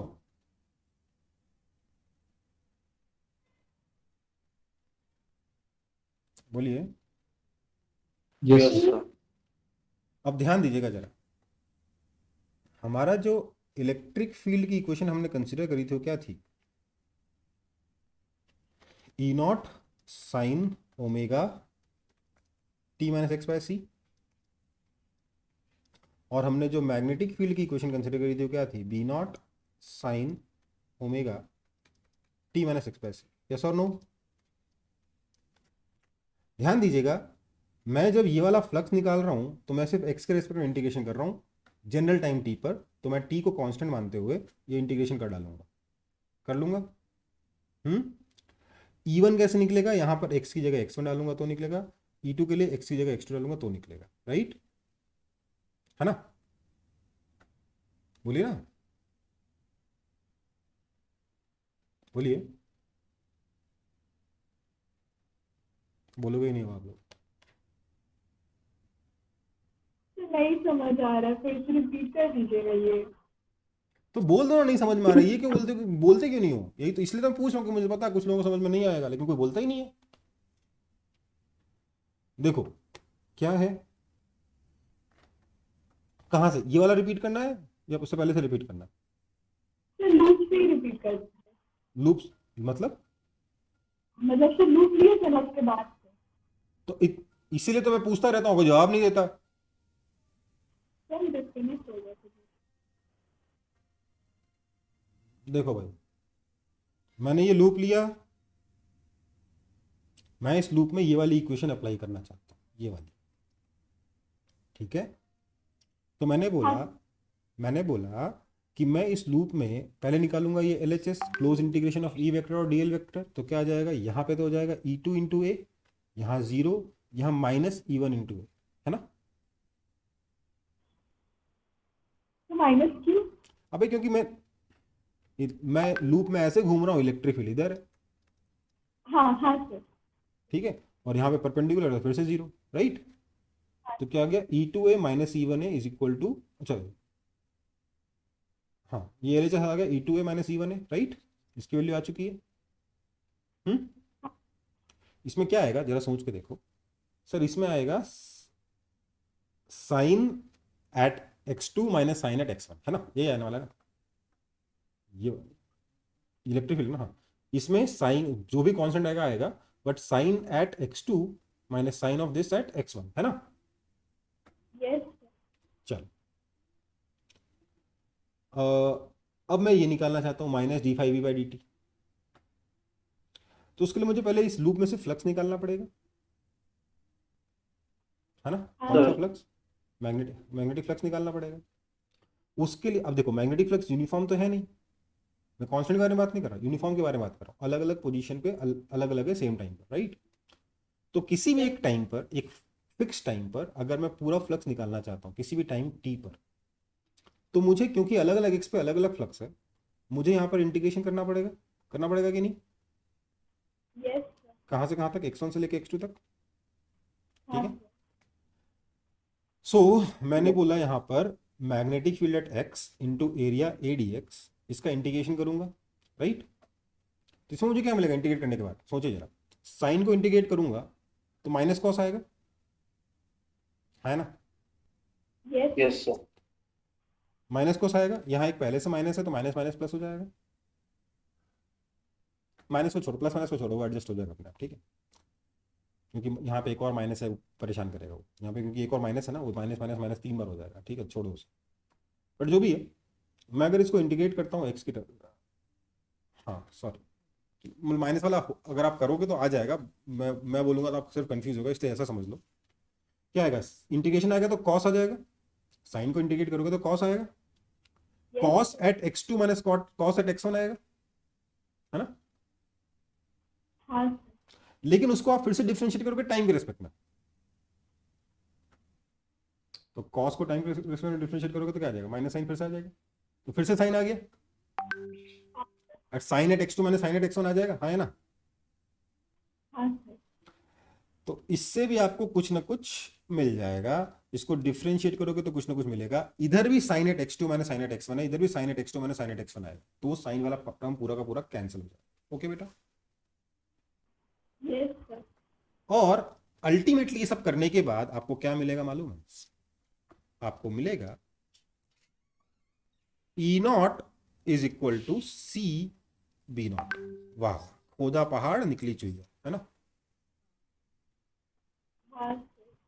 इतना कुछ मेहनत करने के बाद आपको ये मिलेगा, E0 is equal to C V0। मतलब इलेक्ट्रिक फील्ड का जो एम्पलीट्यूड है और मैग्नेटिक फील्ड का जो एम्पलीट्यूड है, उसके बीच में एक रिलेशन मिलेगा कि इलेक्ट्रिक फील्ड का मैग्नीट्यूड c टाइम ज्यादा होगा मैग्नेटिक फील्ड के एम्पलीट्यूड से। बट अब आप बोलोगे सर c टाइम ज्यादा हो जाएगा, सर बहुत ज्यादा हो गया। अबे सोच के देखो, दोनों अलग अलग चीजें हैं,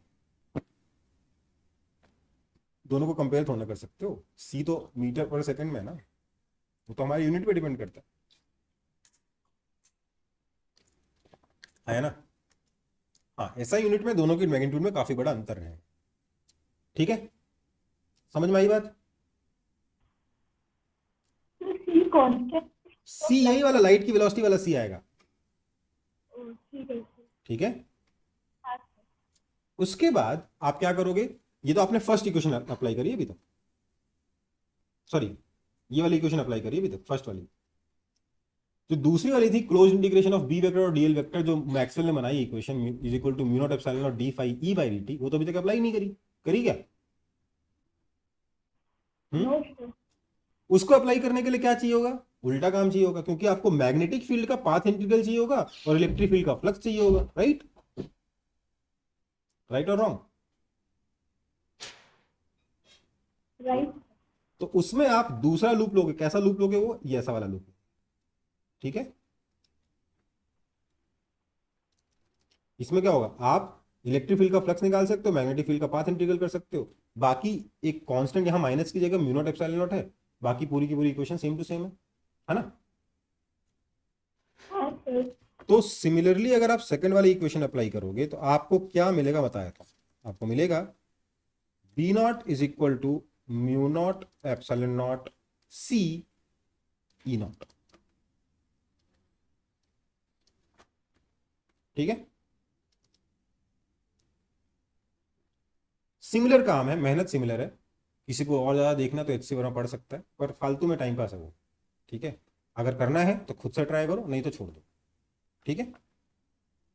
yes. So E naught is equal to C B naught आ गया, B naught is equal to mu not epsilon naught C E naught आ गया। इन दोनों को मैं नेक्स्ट पेज पे लेके जा रहा हूँ, यहाँ तक कॉपी कर लो फटाफट।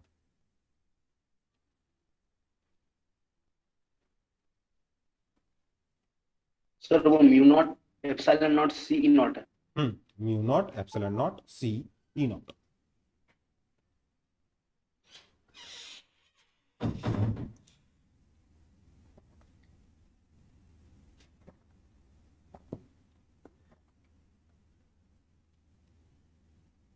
बढ़ू आगे।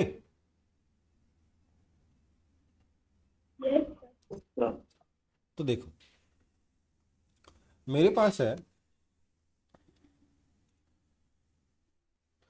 ई naught equals to C B naught, और दूसरी इक्वेशन बनी B naught is equal to mu not epsilon naught C E naught, right. अब अगर मैं यहां पर ई नॉट की वैल्यू उठाकर इक्वेशन नंबर 1 से 2 में डाल दूं तो मुझे क्या मिलेगा, B naught is equal to mu not epsilon naught C B naught. That means B naught cancel हो गया, C square is equal to 1 by mu not epsilon naught, that means C is equal to 1 by root under mu not epsilon naught. Derive हो गया कि नहीं हो गया वो equation जिसके बारे में चैप्टर की शुरुआत में मैंने बात करी थी? Yes sir. अब देखो ये इक्वेशन हमको लग सकता है नॉर्मल फॉर्मूला है, पर मैं आपको बताता हूं यहां कुछ जबरदस्त हो गया। क्या जबरदस्त हो गया? देखो हमारी जो इक्वेशन है c is equal to 1 by root under mu not epsilon naught. आप सोचिए उस जमाने में जब हम लोगों को पता भी नहीं था लाइट वेव है कि पार्टिकल है, उस जमाने के बारे में सोचिए। ये म्यू नॉट और एप्सिलॉन नॉट थे क्या आखिरकार? इनकी औकात क्या थी? They were basically proportionality constant force के, है ना। यस। और अब इनका प्रमोशन हो गया, इनकी इतनी औकात हो गई है कि ये दोनों मिलकर लाइट की वेलोसिटी को डिटरमाइन कर रहा है ना। हाँ। हाँ सर। अब आइंस्टीन ने इसके बाद कहा ओहो, मतलब लाइट की वेलोसिटी दो कांस्टेंट्स पे डिपेंड कर रही है, इसका मतलब लाइट की वेलोसिटी कांस्टेंट होगी। हाँ सर। आइंस्टीन ने बोला अगर मैं इलेक्ट्रोस्टैटिक्स के एक्सपेरिमेंट, मतलब दो चार्जेस के बीच में फोर्स निकालने वाला एक्सपेरिमेंट ग्राउंड पे बैठ के करूं या मूविंग ट्रेन में बैठ के करूं, मेरा फोर्स सेम आता है, मेरा एप्सिलॉन नॉट सेम आता है।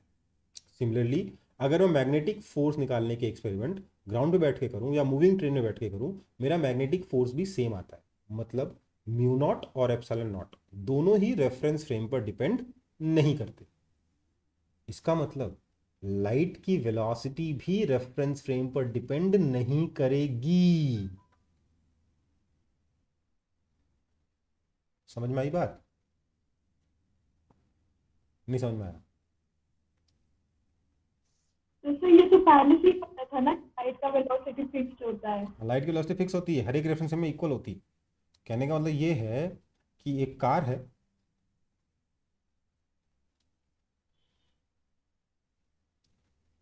स्पेशल कार है, ये वेलोसिटी c/2 से जाती है और यहाँ से लाइट निकलती है, राइट? यस। एक आदमी जमीन पे खड़ा है, चुस्कियां ले रहा है, खड़ा क्या बैठा है, चाय पी रहा है चेयर पे बैठ के। उसने देखा लाइट जा रही है वेलोसिटी 3 × 10⁸ मीटर पर सेकंड से, और कार में बैठा हुआ आदमी जा रहा है 1.5 × 10⁸ मीटर पर सेकंड से। और कार में बैठा हुआ आदमी क्या देखेगा? इसकी वेलोसिटी कितनी, लाइट की वेलोसिटी कितनी है? सी ही रहेगा। 3 × 10⁸ मीटर पर सेकंड ही है।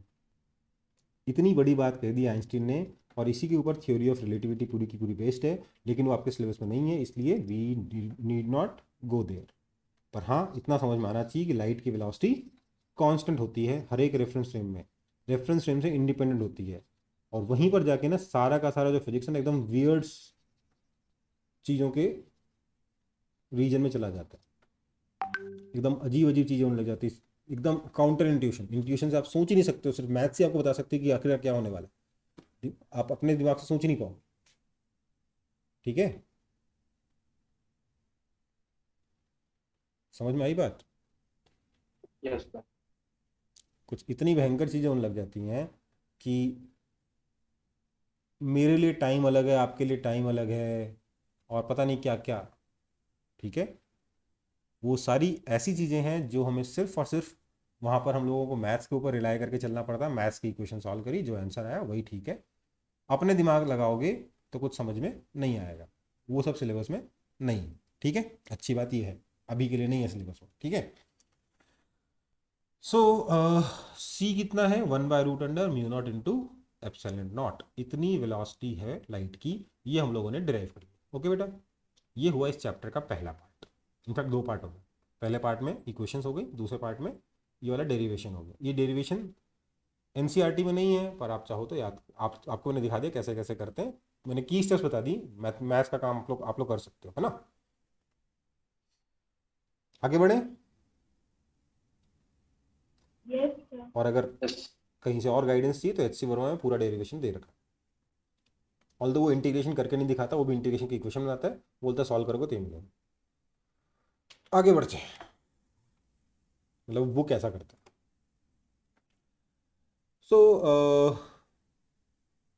हमारे पास लाइट की वेलोसिटी आ गई, c = 1/√μ0 और 2 और फॉर्मूले आपको याद रखने हैं। कौन कौन से? एक तो E0 = cV0, ये याद रखना है। ओके, और ऑब्वियसली ये याद है, ये याद है तो ऑटोमेटिकली तीसरा वाला ड्राइव भी कर सकते हो, इससे बढ़िया याद रख लो μ0 ε0 cV0, सॉरी CE0।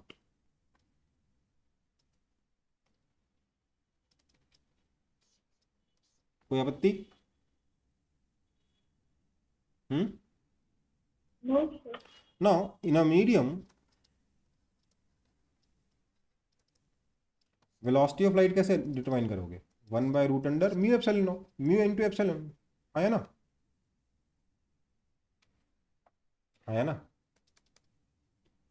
देयरफॉर आपका जो रिफ्रैक्टिव इंडेक्स हो जाएगा, अब रिफ्रैक्टिव इंडेक्स के लिए म्यू तो यूज करूंगा नहीं, क्योंकि म्यू तो ऑलरेडी यूज कर चुका हूं। एन कितना होगा? c/v होता है, आया ना?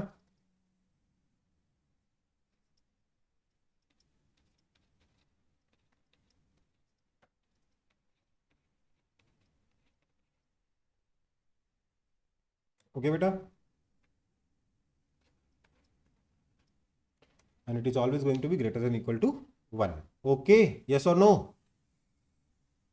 Yes sir. सो ये आपकी कहानी है मीडियम के अंदर। खैर, ये भी हम लोग इस पार्ट में भी इंटरेस्टेड नहीं थे इस चैप्टर में, बट मैंने बता दिया कि हाँ भैया, आप यहाँ से रिफ्रैक्टिव इंडेक्स भी निकाल सकते हो। तो देख रहे हो ना, फिजिक्स के सारे ब्रांचेस किस तरीके से अब जुड़ना शुरू हो गए। समझ में आ रही बात? Yes. आगे बढ़े। Yes, sir. चलो अब बात करते हैं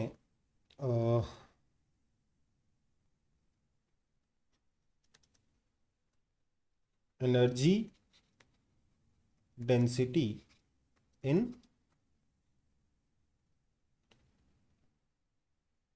क्या बोलते हैं, लाइट वेव या ईएम वेव्स।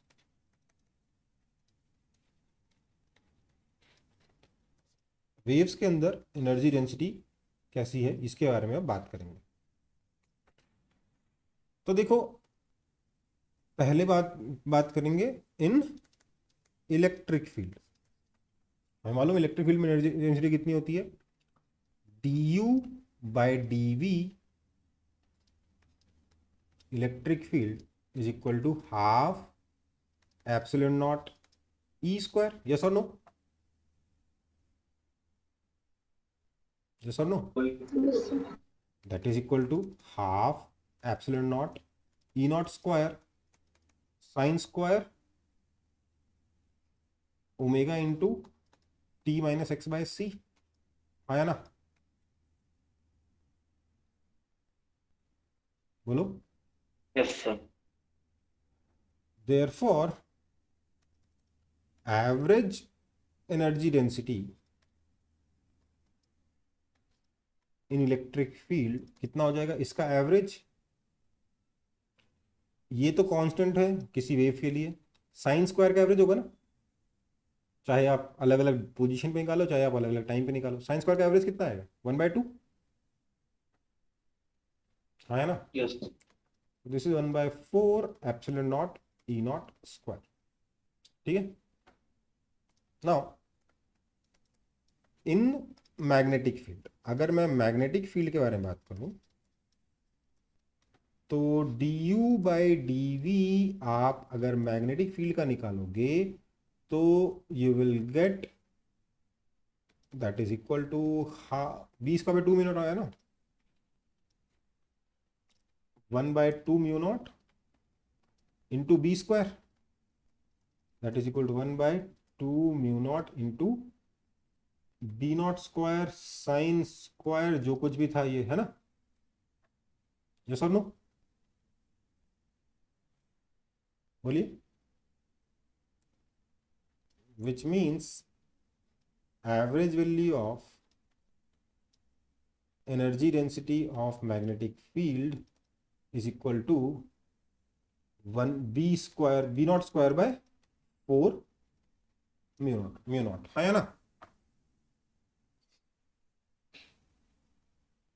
बोलिए।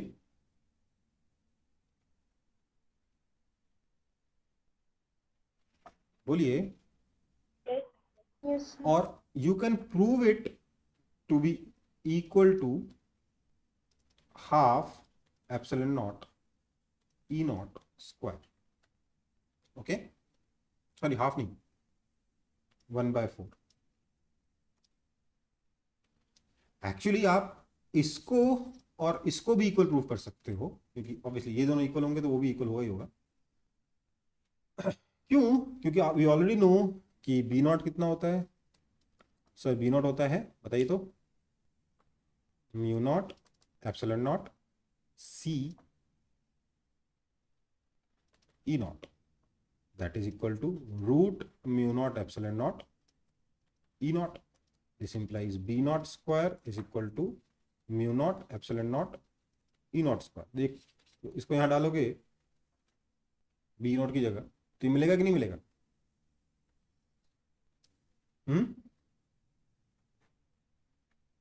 समझ में आई बात? Yes, sir. आगे बढ़े।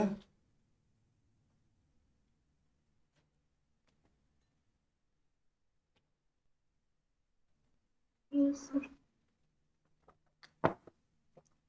तो दोनों का वैल्यू सेम आएगा ना? हाँ मतलब जितनी एनर्जी इलेक्ट्रिक फील्ड में उतनी एनर्जी मैग्नेटिक फील्ड में। अच्छी बात है ना? Yes.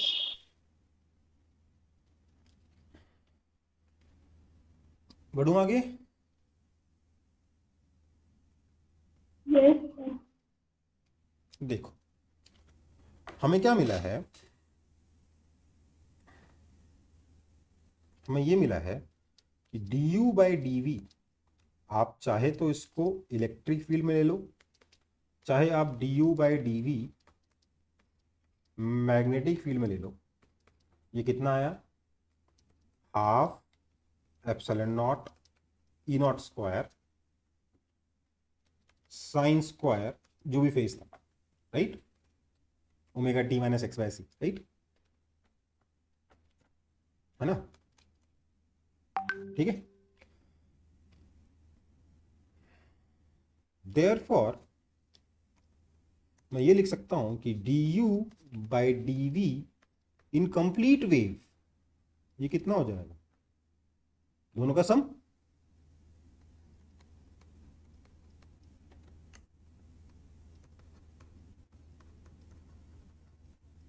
है ना?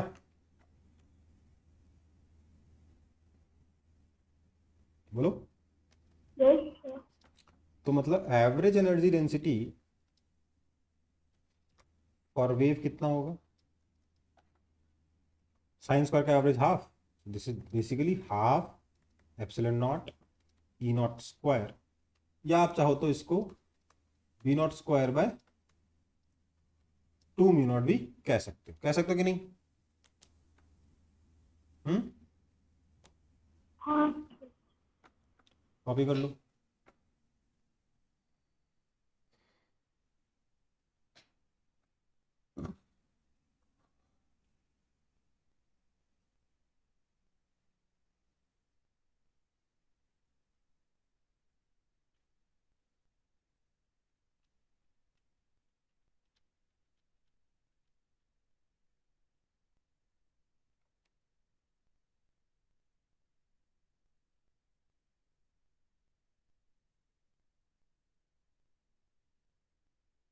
सर हम्म एक बार पीछे पेज में भेजिए ना।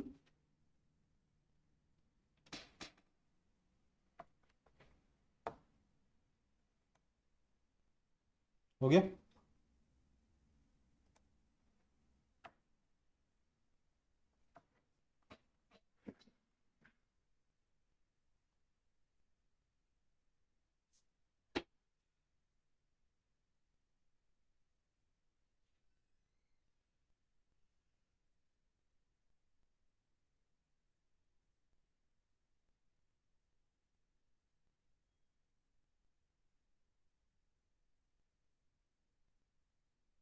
हो गया सर।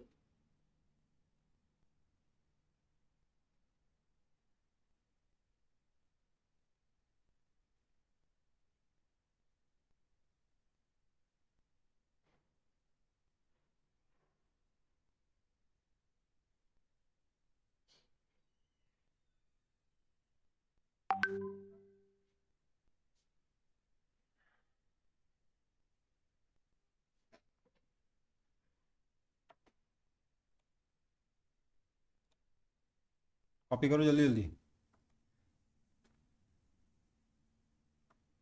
हो गया सर। हो गया? चलो, तो मतलब आप अगर इलेक्ट्रिक फील्ड की टर्म्स में लिखना चाहो तो इतना आएगा, मैग्नेटिक फील्ड की टर्म्स में लिखना चाहो तो इतना आएगा, राइट? समझ में आई बात? Yes sir. चलो, तो अब बात करते हैं intensity of wave, intensity of light wave, या ईएम वेव्स, लाइट वेव नहीं, ईएम वेव्स।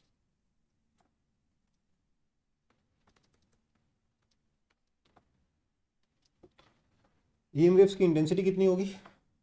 देखो भैया, intensity is equal to energy falling पर यूनिट एरिया पर यूनिट टाइम, राइट? या एनर्जी को मैं यू से बोल रहा हूँ क्योंकि ई से तो इलेक्ट्रिक फील्ड हो जाता है ना। एनर्जी फॉलिंग पर यूनिट एरिया पर unit time, right? That is equal to energy falling पर यूनिट एरिया पर unit time into length by length, है ना? That is u by v into l by t is speed which is c. Yes और no? Yes sir. Therefore intensity अगर आप निकालोगे तो ये कितना आ जाएगा? दैट इज इक्वल टू, ध्यान दीजिएगा, epsilon naught E naught square, sorry हाँ, sine square omega T minus X by C times C, है ना? क्योंकि u by V energy density कितनी है, ये ना. Yes sir. But average intensity कितना हो जाएगा?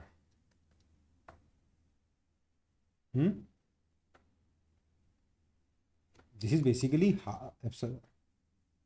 Epsilon naught E square C, है ना?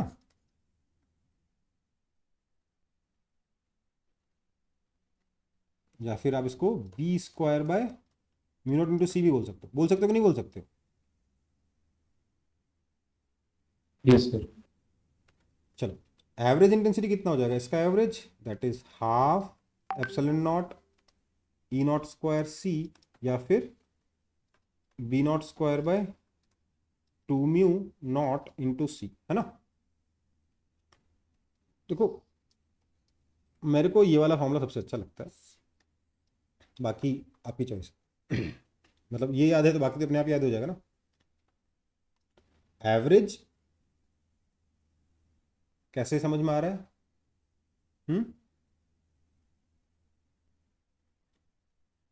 देखो यहाँ पे हाफ क्यों नहीं आया इंस्टेंटेनियस में? क्योंकि हाफ इलेक्ट्रिक फील्ड के लिए और एक और हाफ मैग्नेटिक फील्ड के लिए, टोटल हाफ हाफ 1 हो जाएगा. पर इलेक्ट्रिक फील्ड का जो स्क्वायर है उसमें साइन स्क्वायर है, इसलिए एवरेज करने पे एक और हाफ आएगा जो यहाँ लग जाएगा, है ना?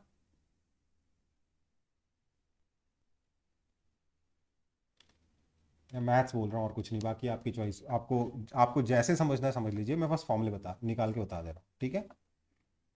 कोई दिक्कत?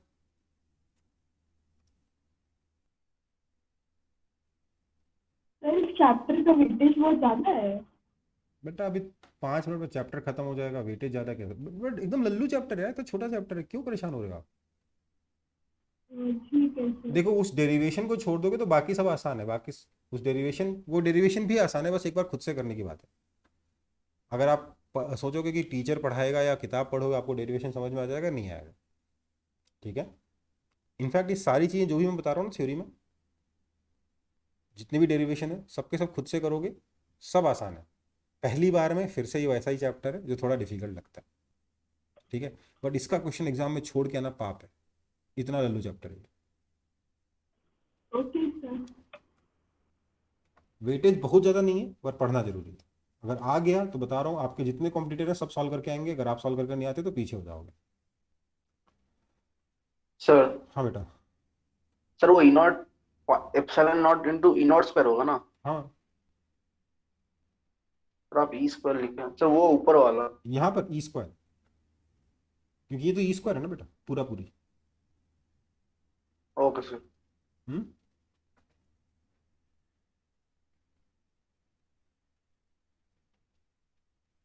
यहाँ पे बी स्क्वायर ही है, बी नॉट स्क्वायर नहीं है ये, क्योंकि इंस्टेंटेनियस के बारे में बात कर रहा हूँ, ये एवरेज के बारे में बात कर रहा हूँ. इंस्टेंटेनियस में तो उसी इंस्टेंट का इलेक्ट्रिक फील्ड यूज करोगे ना. हाँ सर. चलो बढ़ू आगे. Yes sir.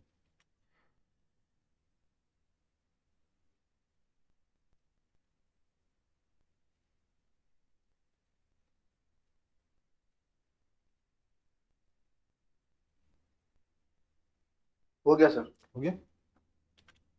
चलो, डायरेक्शन ऑफ वेव. वेव का डायरेक्शन कैसे मिलेगा? जवाब है सेम एज, देख लेते हैं. जब electric field plus Y direction में, मैग्नेटिक फील्ड जेड डायरेक्शन में और वेव एक्स डायरेक्शन जा रही है, बताइए ई क्रॉस बी से आ रहा है कि नहीं आ रहा?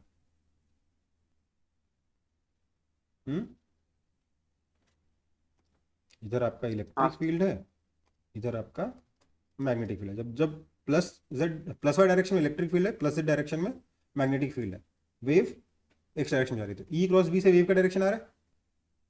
Yes, sir. जब electric field minus Y direction में आई और magnetic field minus Z direction में आई, उसमें भी ई क्रॉस बी से मिल रहा है कि नहीं मिल रहा है? हाँ या ना? Yes. तो हमेशा ही आपको क्या मिलेगा, E vector cross B vector जो है ना, वो वेलोसिटी ऑफ लाइट का डायरेक्शन बताएगा, वेलोसिटी ऑफ वेव का डायरेक्शन बताएगा, same as E vector cross B vector. ठीक है?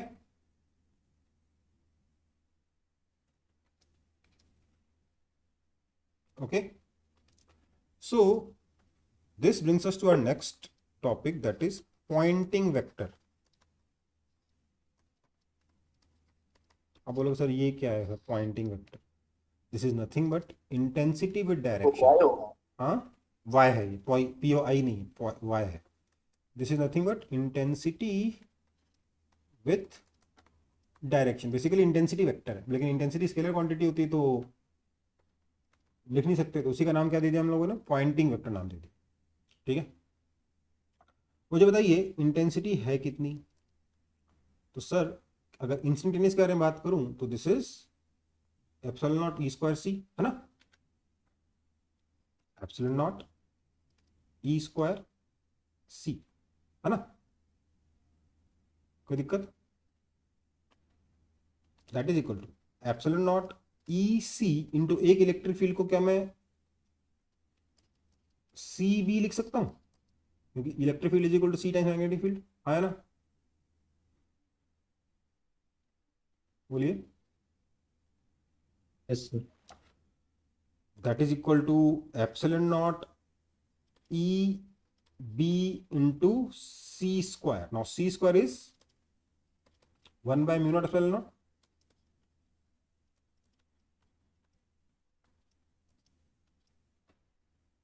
That is equal to E into B by mu naught. हाँ, है ना? ये तो इंटेंसिटी है, लेकिन मुझे इंटेंसिटी वेक्टर चाहिए। सो इंटेंसिटी वेक्टर क्या हो जाएगा सर? ये हो जाएगा E B by mu not into C cap, है ना?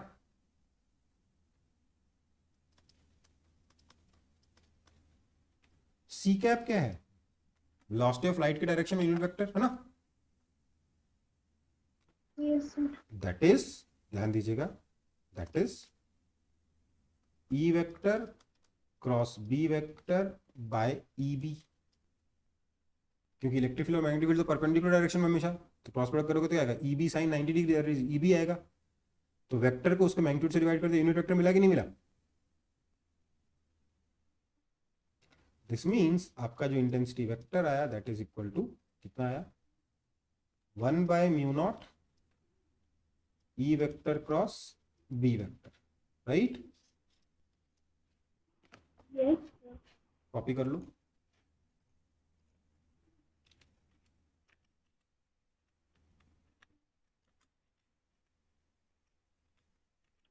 Okay, sir.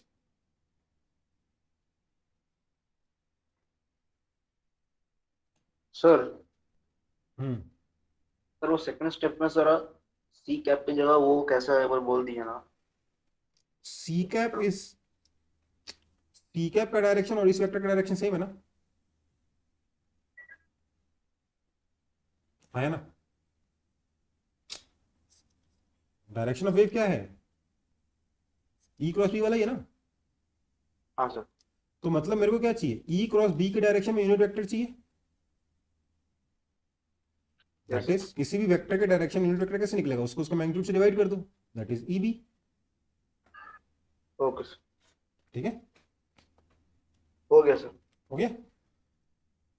अब ऑब्वियसली अगर आपको एवरेज निकालना होगा तो क्या करोगे, E naught vector cross B naught vector upon 2 mu naught कर दोगे, है ना?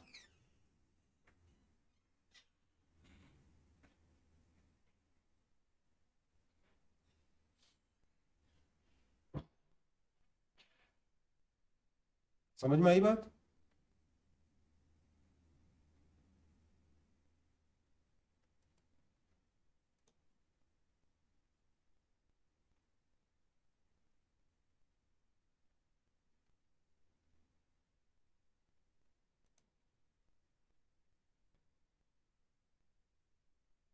Yes sir.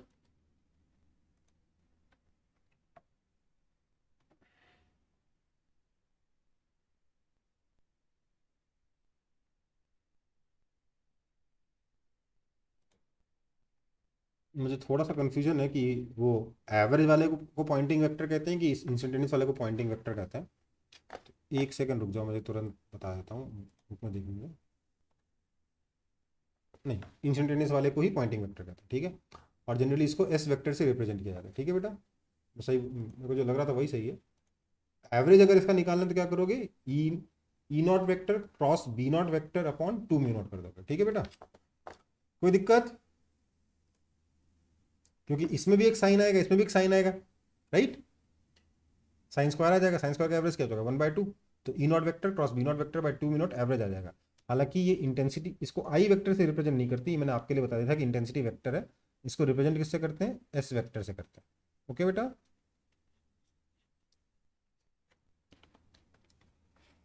तो समझ में आया ये chapter electromagnetic wave? Yes, sir. ये ऑलमोस्ट खत्म हो चुका है। अब वो वाली बात है कि अपन को क्या पढ़ना है, कितना पढ़ना है, वो इस चैप्टर में पढ़ सकते हो, बाद में किसी और चैप्टर में भी पढ़ सकते हो। तो छोटा सा पोर्शन है, बता देता हूँ, ठीक है। आपको ऑलरेडी मालूम है, ये ऑलरेडी क्लास 10th में ही पढ़ चुके हो, ठीक है। बढ़ूँ आगे? Yes.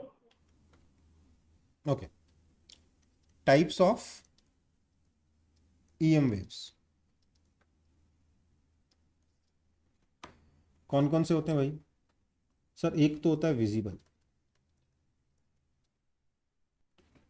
उससे अच्छा मैं बात कर रहा हूँ यहाँ पे। अच्छा, और क्या क्या होता है विजिबल से के बाद? अल्ट्रा वायलेट, और क्या होता है? इंफ्रारेड। एक्सरे, और क्या होता है? Gamma ray. इधर क्या आएगा? इंफ्रारेड, फिर माइक्रोवेव, और सबसे नीचे रेडियो वेव, है ना। समझ में आई बात? ये सब किस पे डिपेंड करते हैं? फ्रीक्वेंसी पे डिपेंड करता है। गामा रे की फ्रीक्वेंसी सबसे ज़्यादा होती है, ठीक है। गामा रे की फ्रीक्वेंसी सबसे ज़्यादा होती है, ओके बेटा। इसके बाद क्या आता है फ्रीक्वेंसी के बाद? अगर हम वेवलेंथ के बारे में बात करें तो वेवलेंथ किसका ज़्यादा होगा? रेडियो वेव का ज़्यादा होगा। विजिबल का वेवलेंथ आपको याद रखना है, मैक्सिमम 700 नैनोमीटर होता है और मिनिमम 400 नैनोमीटर होता है। एक्चुअली 390 से 690 ऐसा कुछ होता है, ठीक है। बट आपको ये याद रखना चाहिए नंबर कि 400 से 700, मतलब तो दोनों तरफ इसे थोड़ा कम होता है, बट ठीक है, ये चलेगा। 400 नैनोमीटर से लेकर 700 नैनोमीटर तक क्या कहते हैं? विजिबल कहते हैं, ठीक है। कोई दिक्कत? No, sir. एनर्जी किस में ज़्यादा होगी?